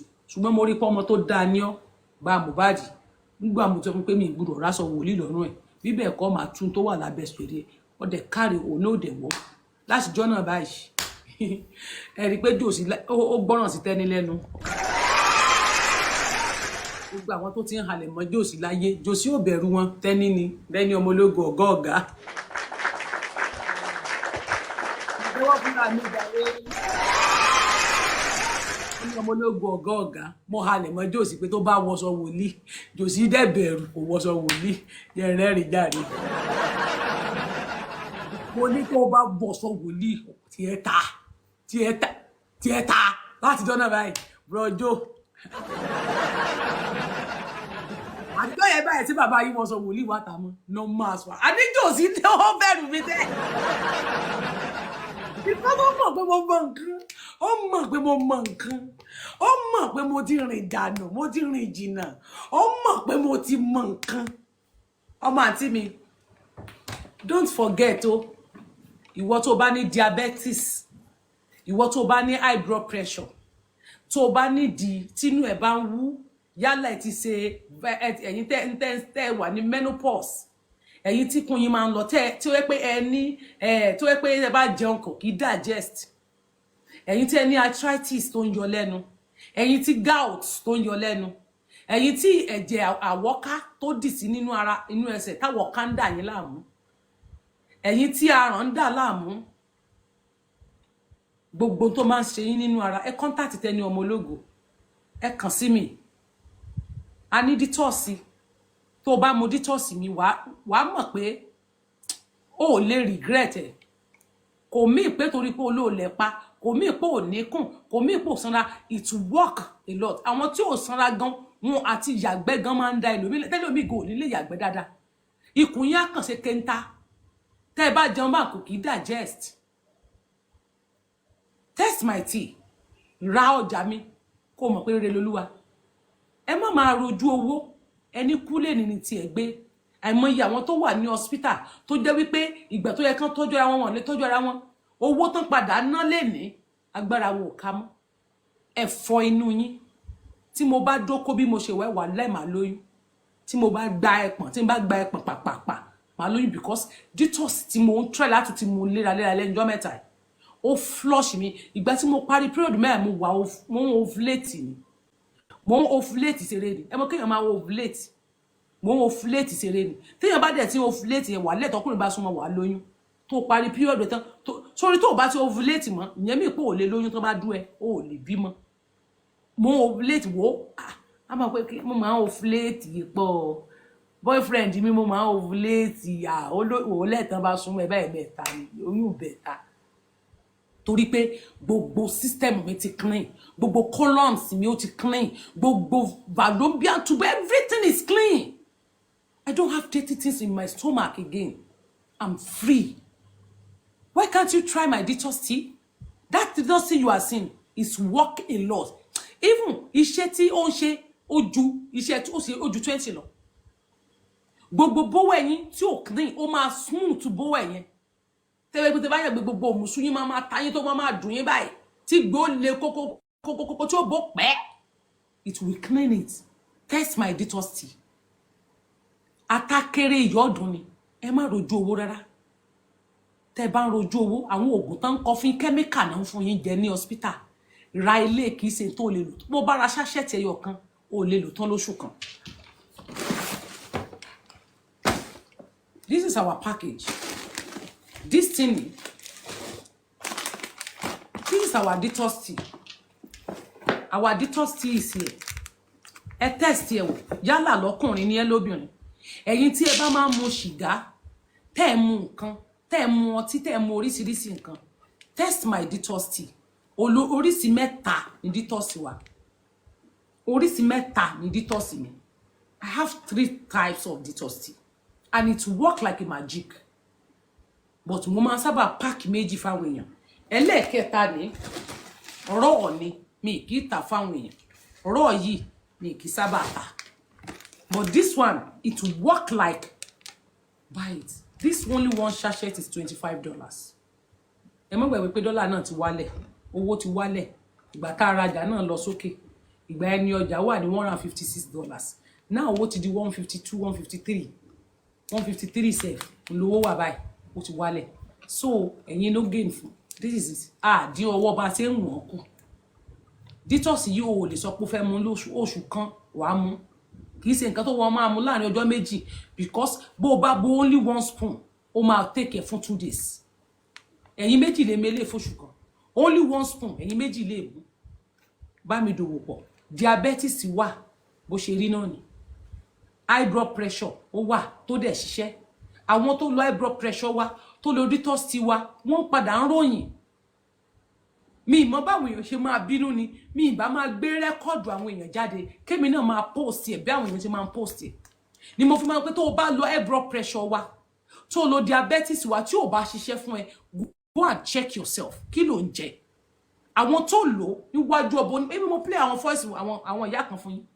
Wọ́n ní bí mo ṣe ròyìn ẹ̀ ló bá kí ni mo fẹ́ gbowó lọ́wọ́ yín fún. Nígbà tí èmi lẹ́jẹ̀ lọ́rùn èmi ní bẹ̀rù Ọlọ́run rẹ́rì ọkàn ò ní jẹ́ gbádùn. Tó bá lo detox ni tí ò bá ṣiṣẹ́ fún ẹ lọ wádìí tó ń jẹ. Mo dẹ̀ máa ń sọ fún yẹn má máa wéwọ́ ní aago 12 alẹ́. Kẹ́ máa wéwọ́ láago 10 alẹ́ kẹ́ máa ro àmàlà bàkíà. Bó bá tiẹ̀ jẹ́ pé once in a while ní bí aago 10 ni tẹ́ ẹ bá ti ń mú kẹ́ ẹ tó mú ẹ kọ́kọ́ po detox yìí lẹ kọ́kọ́ mu kọ́ọ̀pù kan. Ẹ gbé oúnjẹ tẹ́ bá fẹ́ jẹ lébọ̀ tẹ́ má jẹ́ kó jẹ every day lẹ máa jókòó lé lálẹ́. Tẹ́ bá ti mú tẹ́ mú lé a lè bá yín detox a lè bá yín clean gbogbo òkèlè yẹn gbogbo oúnjẹ tẹ́ jẹ yẹn a lè flush ẹ̀ dànù ní gbogbo òru mọ́jú. Dòwò pọ̀ pẹ̀lú mi a ní gout a ní tea gout. This is our package, our bag package. Tá máa fi package ọjà wa. This is the one. Tá bá bá yín package ẹ̀ tán a tún bá yín fi káàdì sí. À send ẹja lọ sí Canada. À send sí Canada. À send lọ sí Europe. À lọ sí Italy.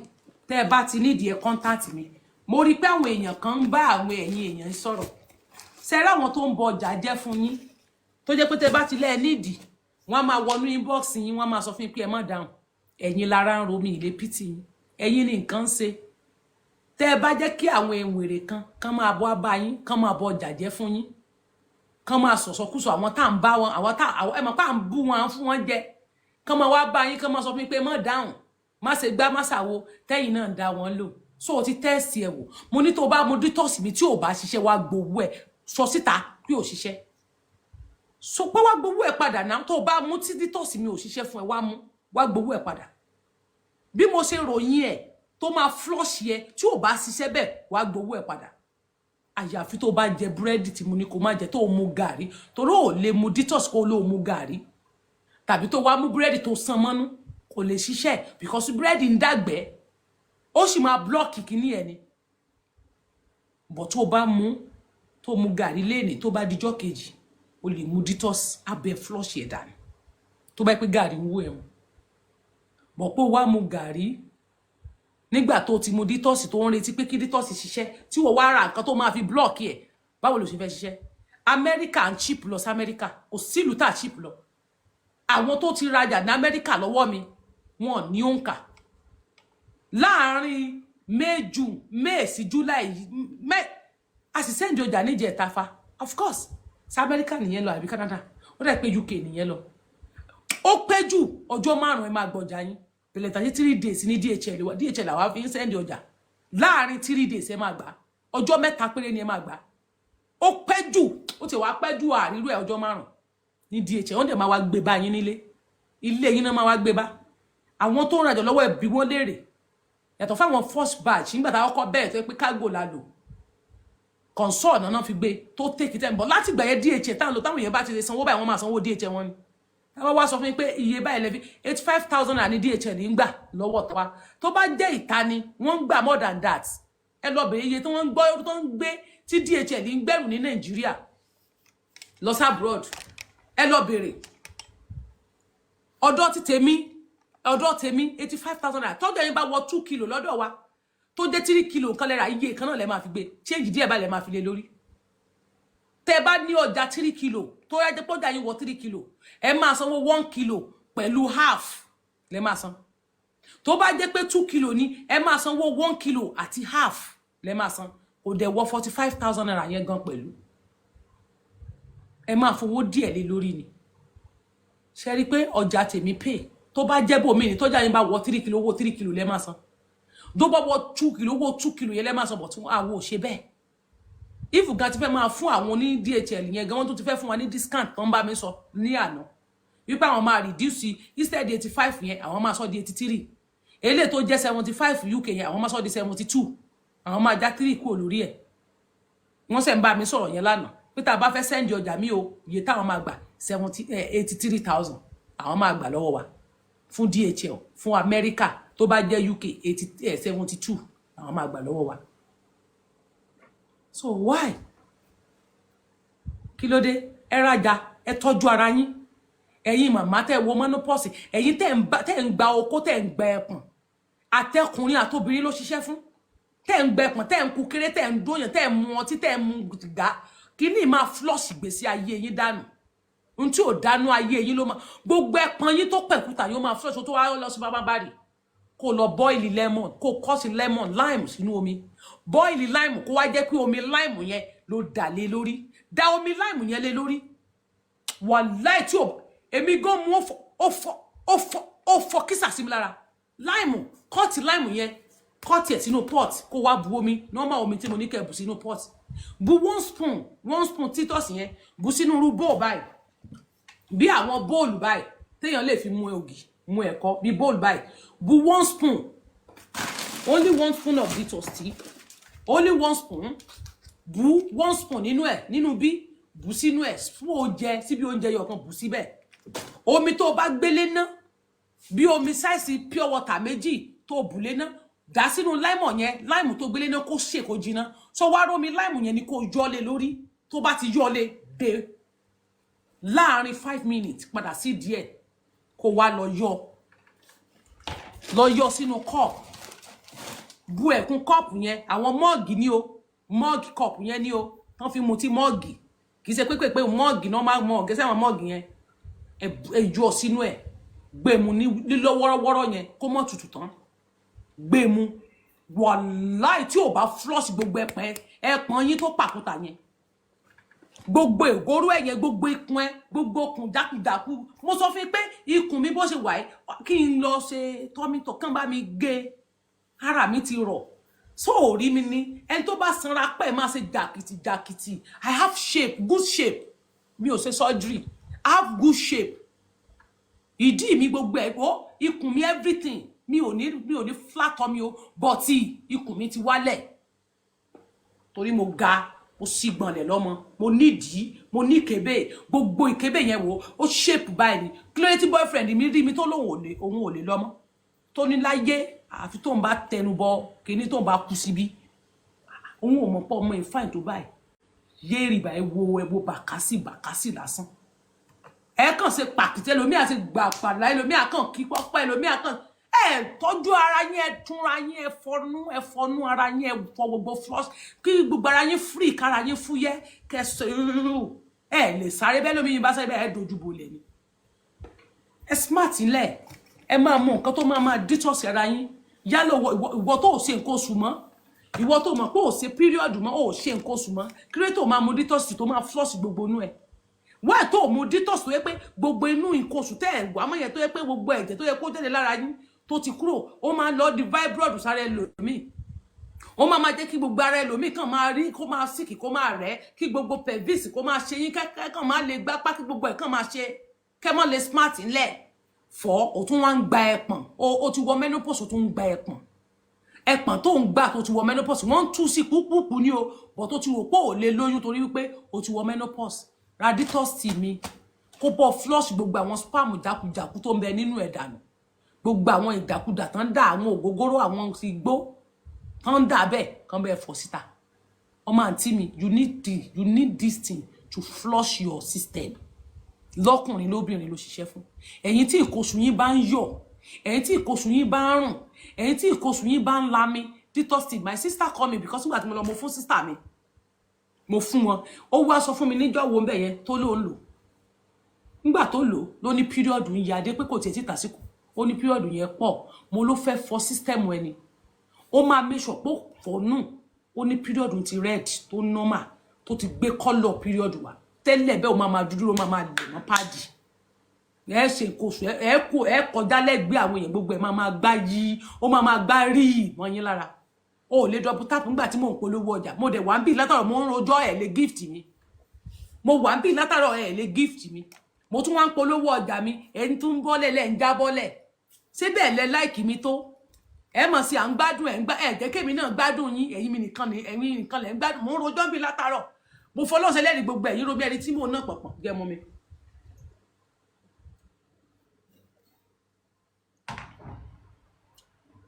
Mo ná pọ̀pọ̀pọ̀ bí báyìí. Gbogbo ògóró ẹ̀yìn ló ro mí tí mò ń ná. Gift mi, rí money gun. Mi fún mi ní money gun. Fún mi ní universe. Fún mi ní láyọ̀, bó nǹkan kan fún mi, mo kàn rojọ́ mo analyze ni tògùn ni mo ń láàgùn pẹ̀lú bí fáwọn ṣe wà wájú mi. Mo wá ń polówó ọjà mi, ẹ wá ń kúrò lórí ètò. Ẹ ń já wálẹ̀ láti 160 plus, ẹ ń já wálẹ̀ sí 121. Ṣé bí ó ṣe yẹ kó rí nù? Ìyín polo so ẹjọ́ tèmi nìkan lẹ́yìn favor kí n má polówó ọjà. Ẹ dẹ̀ lẹ́ like tẹ́ni. Èmi mọ̀ pé ẹ like mi, èmi náà like yín. Torí ẹni tó bá like mi mo like. Bí ó bá ti lè support mi nínú oríire, sọ wá like mi nu. Ẹ lè bá ń tap mọ́. Mo dẹ̀ rojọ́ ká dẹ̀ ń gbó gift fún mi ní ó sì ṣe kí n gbàgbé kí n má polówó ọjà. Àná tá a ṣe sọ ní ìsinmi ìrántí polówó ọjà. Kì í sì ṣe pé bó gift fún mi. Bó kí n má gbàgbé náà ló ṣe yín kí n má rántí. Yóò dá fún ìyá ni wúrò ti fún mi ní money gun. Yóò yí ọ̀kalẹ̀. Ara àwọn customer wa náà ni wọ́n. Àwọn customer dáadáa ni. A dẹ̀ send ọjà wa, wọ́n gbà. Gbogbo ẹni tó rajà lọ́wọ́ mi pátá ló gba ọjà rẹ̀. Kò sẹ́ni tó lè sọ fún mi pé mo ọjà ń dí ilé mọ́ mi lọ́wọ́. Èmi ò send ẹ̀. Ẹ rà wà lẹ́ o máa ṣiṣẹ́ fún yín. Ẹ pè mí sórí +4474 66 69 4918 +4474 66 69 491. Ẹ̀yin tẹ́ wà Nàìjíríà náà lè mú. Ẹ polówó tiwa tó bá láwọn bàbá àlàyé tó láwọn olówó lọ́dọ̀ tí wọ́n dá tí mi mọ̀. Ìwọ polówó fún wọn, fowó lé fún àwọn bàbá ọba tí mọ̀ pé àwọn tó gbé dání ni. Ó lè ṣe pé o ní senators, o lè ní senators pé àti kan dẹ̀ wà tó ṣiṣẹ́ gan o. Tẹ́ bá mu tí yẹn àwọn senators yín tán jẹ tó wù wọ́n kiri. Tí kún wọn kan ṣe rogodogodo tán gbéra wọn tán kóra wọn lọ sílùú òyìnbó yẹn. Tí ẹ dẹ̀ ṣiṣẹ́ gan o. Ìwọ fowó lé fún wọn, ebi wọ́n ló fẹ́ rajà. Fẹ́mi ní ojú owó kó fún àwọn fowó lé fún wọn lọ́dọ̀ tí wọn. Ìwọ náà tún tà fún wọn. O láwọn senators lẹ́gbẹ̀ẹ́, o láwọn politician lẹ́gbẹ̀ẹ́ tó jẹ́ pé nǹkan ṣe wọ́n. Gbogbo pèrè ẹ̀pọ̀n wọn ló ń pàkóta, wọ́n kàn gba mílí ni. Polówó tí mi fún wọn. Wọ́n bá tiẹ̀ lè wá ra rọ̀ yìí, kán bá lè wá ra, kán lè wá ra big bag báyìí. Irú big bag báyìí kán bá lè wá ra. Sọ fáwọn senators yín kán wá ra big bag lọ́wọ́ mi. Kán bá lè wá ra, inú mi á dùn púpọ̀. Kán wá ra, a máa rà fún wọn. Wọ́n máa mú lọ ni. Irú eléyìí ní sẹ́ni tó bá ra eléyìí. Ọdún kan ó mú lọ. Ó lè mú tán lọ́dún kan bó ló ti fẹ́ mú tán. Ó tó bẹ́ẹ̀. Sachet ẹyọ kan yẹn gan oṣù kan ni. One sachet for 1 month ni. ó tún wá depend lórí bó bá ṣe mú bó bá mú lójoojúmọ́ kò lè mú tán lóṣù kan ó bá bẹ̀rù ó bá mú tán lójú kò lè mú so order for our tea 85,000 naira ní DHL dé America nísì ó dẹ̀ pé DHL wá ní èmi ìta bá máa gbé ló ti di 83 náà ló máa gbà lọ́wọ́ wa eléyìí tó dẹ̀ jẹ́ UK is 72,000 naira ó ní DHL tiwa is $25 àwọn tiwa $25 àwọn tiwa order fún a ní arthritis rub a ní arthritis tea a ní blood circulation blood vessel cleanser tí o bá ní kidney stone pè wá tí o bá ní gout pè wá tí ẹ̀yìn ẹsẹ̀ bá ń dùn ẹ́ ìyẹn ni gout pè wá tí o bá ní àwọ̀ká nínú ara pè wá ẹ̀yin tẹ́ bá ní pie òròbó ẹ pè wá anything tó bá ń ṣe nínú ara if lórí àwọn ọmọ ẹ tó fẹ́ ṣiṣẹ́ woman kan contact mi níjọ́wọ́ ó ṣàlàyé tó ń ṣe ọkọ rẹ̀ ó send ẹsẹ̀ ọkọ rẹ̀ sí mi ó ní nǹkan báyìí ó ń ṣẹlẹ̀ mí ní gbé jáde ó wà ní ẹsẹ̀ ọkọ rẹ̀ ó ló ti pẹ́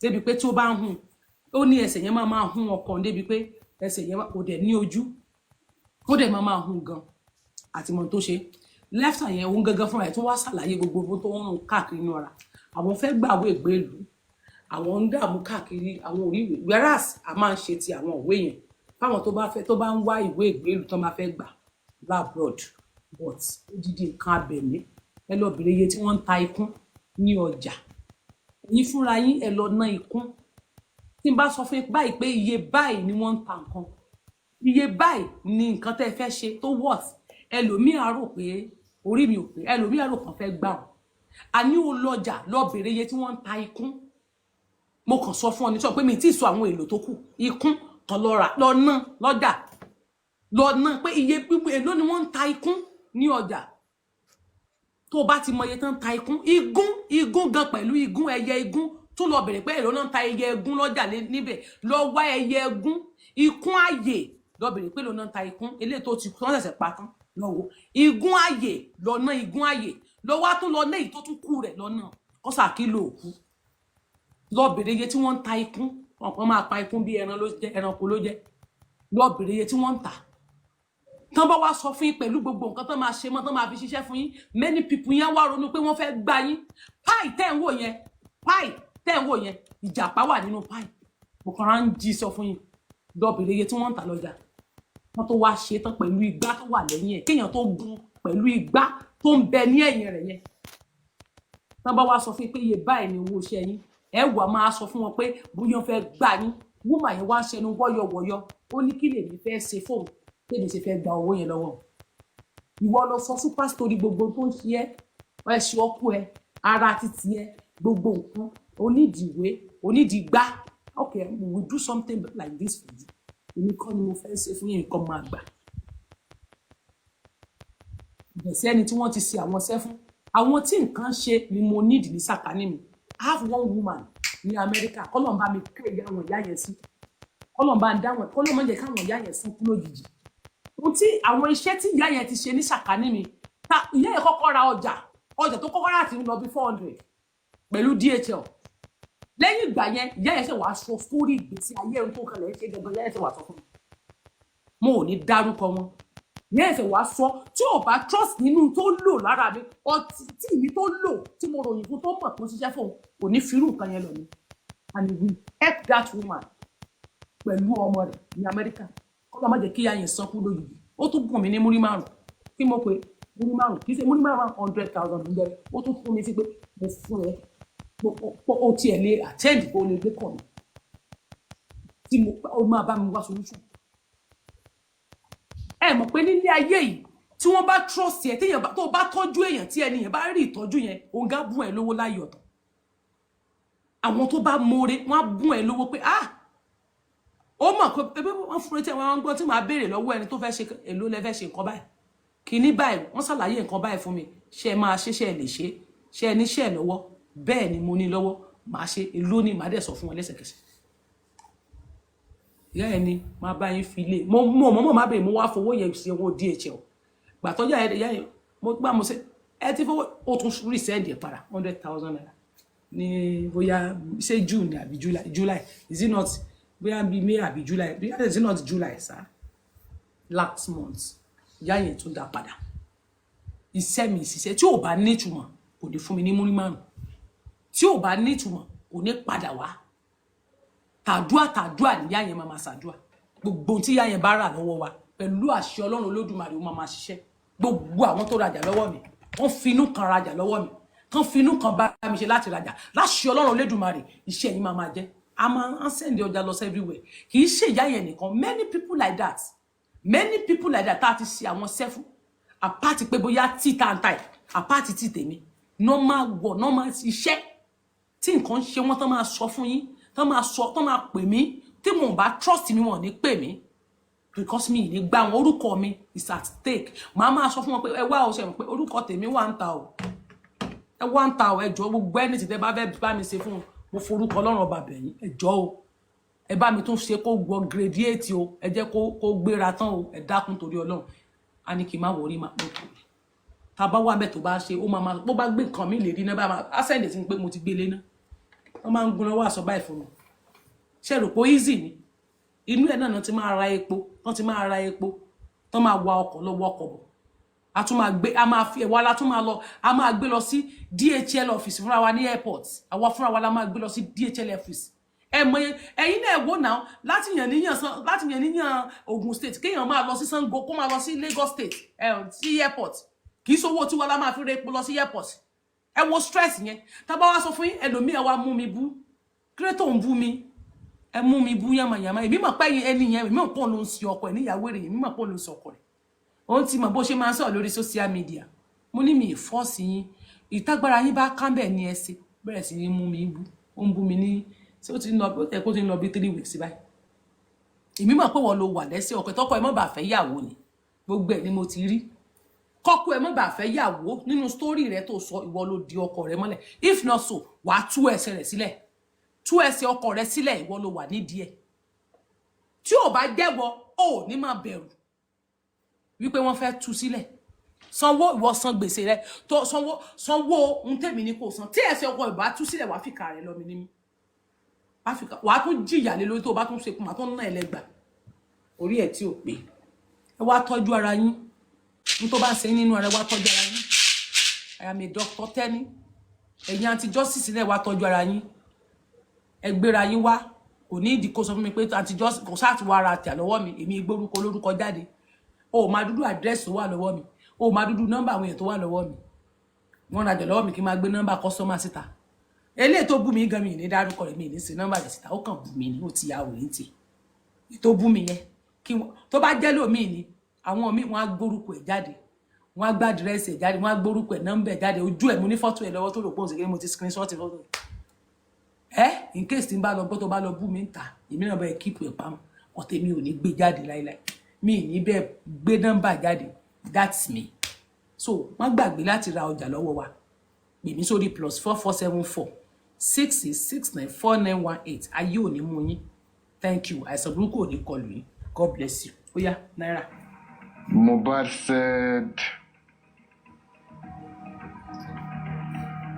when should I come see you? When was it? 10 of September 2020. Mohbad said, when should I come see you? I replied, whenever you want, bro. Hope no problem. This boy in the house, this you can see that he does not stay with us anymore since that scene. I'm like, hope no problem. He said, I thought so, but me seeing you, you know now, belong. And I know, we had good time. Obviously, I know. Okay, I said, okay, oh yeah, now with this studio or house all day long. Bam, bam, bam. I said, I'll pull up on her if I feel safe. Yes, you are safe because it's got the matter of money you have with me. So, this is what you can see. Nothing to hide. This is 10 September 2022. I said, Mohbad, do the math of all the money you have with me, and it's... See, because I changed my phone. You know, it's somehow... You see, I sent him. There's nothing to hide. You see all the money I have, all the money he has with me. Clean, open. I can't hide anything from him. As you can see in the group chat, Mohbad's project, after all the NDLA issue, after the suicide attempt, after he blamed Zeno for snitching, you can see it was still perfectly fine. So, on the 4th of October 2022, Mohbad sent a screenshot Mohbad, preaching, please confirm payment. the money is I said, feature. Mohbad, that's not his job to be collecting Featuring- payment or talking to someone for future. Let Tunde do it. ليه تقسط وتستنى لما ممكن تستلم Only وتقسط؟ featuring- مع ناوي ناوي اختار البيت اللي featuring يناسبك واحنا payment هنقسطه is لك. confirmed. لو ناوي على ناو يبقى نقول مبروك. It's not right for the artist to be speaking on their own behalf. Mohbad replied, please, Tunde has not been doing anything for long and I'm tired. I've made up my mind I'll be doing it by myself, sir. Over change Tunde. I said you can't do it by yourself, bro. It's not about your mind. If you don't want to work with Tunde again, another manager can be speaking to you. Ìgbà yẹn ni Ṣèyí bẹ̀rẹ̀ sí ní wọnú ayé wọn. Ó ní Túndé ò ṣe kankan fún for long. Bóyá kò rí show gbà. Bóyá Túndé ò bá gba show, you know. Kò bá ṣe kankan ló fi sọ pé ó ti sú òun. Ẹ mọ́ dẹ̀ gbàgbé pé wọ́n ní wọ́n ká Túndé náà àti Wùmí mọ́ inú ilé. Ìyẹn ìyá Mohbad. Ìyá Mohbad ló ń ká Túndé àti Wùmí mọ́nú matrimonial bedroom Mohbad nínú yàrá. Tí bóyá wọ́n ń gbá píopío ni àbí wọ́n kìsì kò sọ ọ̀tọ̀ ló ń ká wọn mọ́nú metro ó lóun rí Túndé nínú yàrá. Òun dẹ̀ pé Mohbad òun pé Wùmí pé ta lẹ́ni yìí nínú yàrá ọkọ ẹlẹ́jọ́ nẹ́wà ó ló sọ pé manager Mohbad ni. Anyways ló sọ fún mi. So Túndé dẹ̀ ní kò ṣe nǹkan kan kò sí anything lọ́mọ yẹn fi ronú pé bóyá kóun change manager. Ẹ mọ́ dẹ̀ gbàgbé pé Tifẹ́ òun náà ti ń wọnú ayé ẹ̀. Ẹ mọ̀ pé Tifẹ́ ní ti ń ṣe Ṣèyí ọmọ lórí burúkú ọmọ Sátánì torí dáńkú bí ó ṣe Ṣàngó yẹn. Ẹ mọ̀ pé yẹn ti tiẹ̀ òun náà máa fẹ́ wọlé a máa bá Túndé gentime yẹn torí òun náà fẹ́ gbà jẹ tiẹ̀. Ṣé gbà tó náà wá wọlé iṣẹ́ kí ló ṣe? Ẹni tó manage náírà òun náà ló manage òun náà. That's what ti rí ṣẹ́. Tifẹ́ náà wá àwọn Naira Marley ò lè lo manage ẹ̀yọ̀ kan. You can't be doing it by yourself. Gabs, my manager said she can help as well. Mohbad replied, I will look for someone that's capable and bring to you. Okay. In the meantime, you can give people my email of Gabs. But let it go. All right, no problem. Mohbad said, all right, no problem. No problem. Then when Tunde came into the chat, Tunde said, bro, what rubbish are you saying? If they approach you for shows, have you ever directed them to me? Have you ever told me to do anything and I don't deliver? Mohbad replied, say you're mad me. Tunde, just talk now that if the percentage I'm collecting that involves me, Tunde, you know the better for you. Mohbad, let's go back to the norm. What have you done? Gbogbo àwọn Tifẹ́ náà wà nínú group yẹn o. So they're having an argument there. Tunde, shut the fuck up. Don't you prefer working with your girl? Mohbad, if they give you liver, go die in your day. Bro, being calm for you doesn't mean I'm stupid, okay? Mohbad said, fuck you. Tunde said, hi. Wọ́n náà ń jà nínú group tán náà ti ń jà ní tí Mohbad fi lọ síbẹ̀ o. Tunde said, I'm not be like you. Tunde said, waiting the cause of this rubbish. Mohbad almost said, better fight for your life, replying to Tunde. Mohbad typed and deleted it. Tunde said, you think saying our life is dead? Should have been anything. What happened with respect to this? Mohbad typed and again, you can see it later.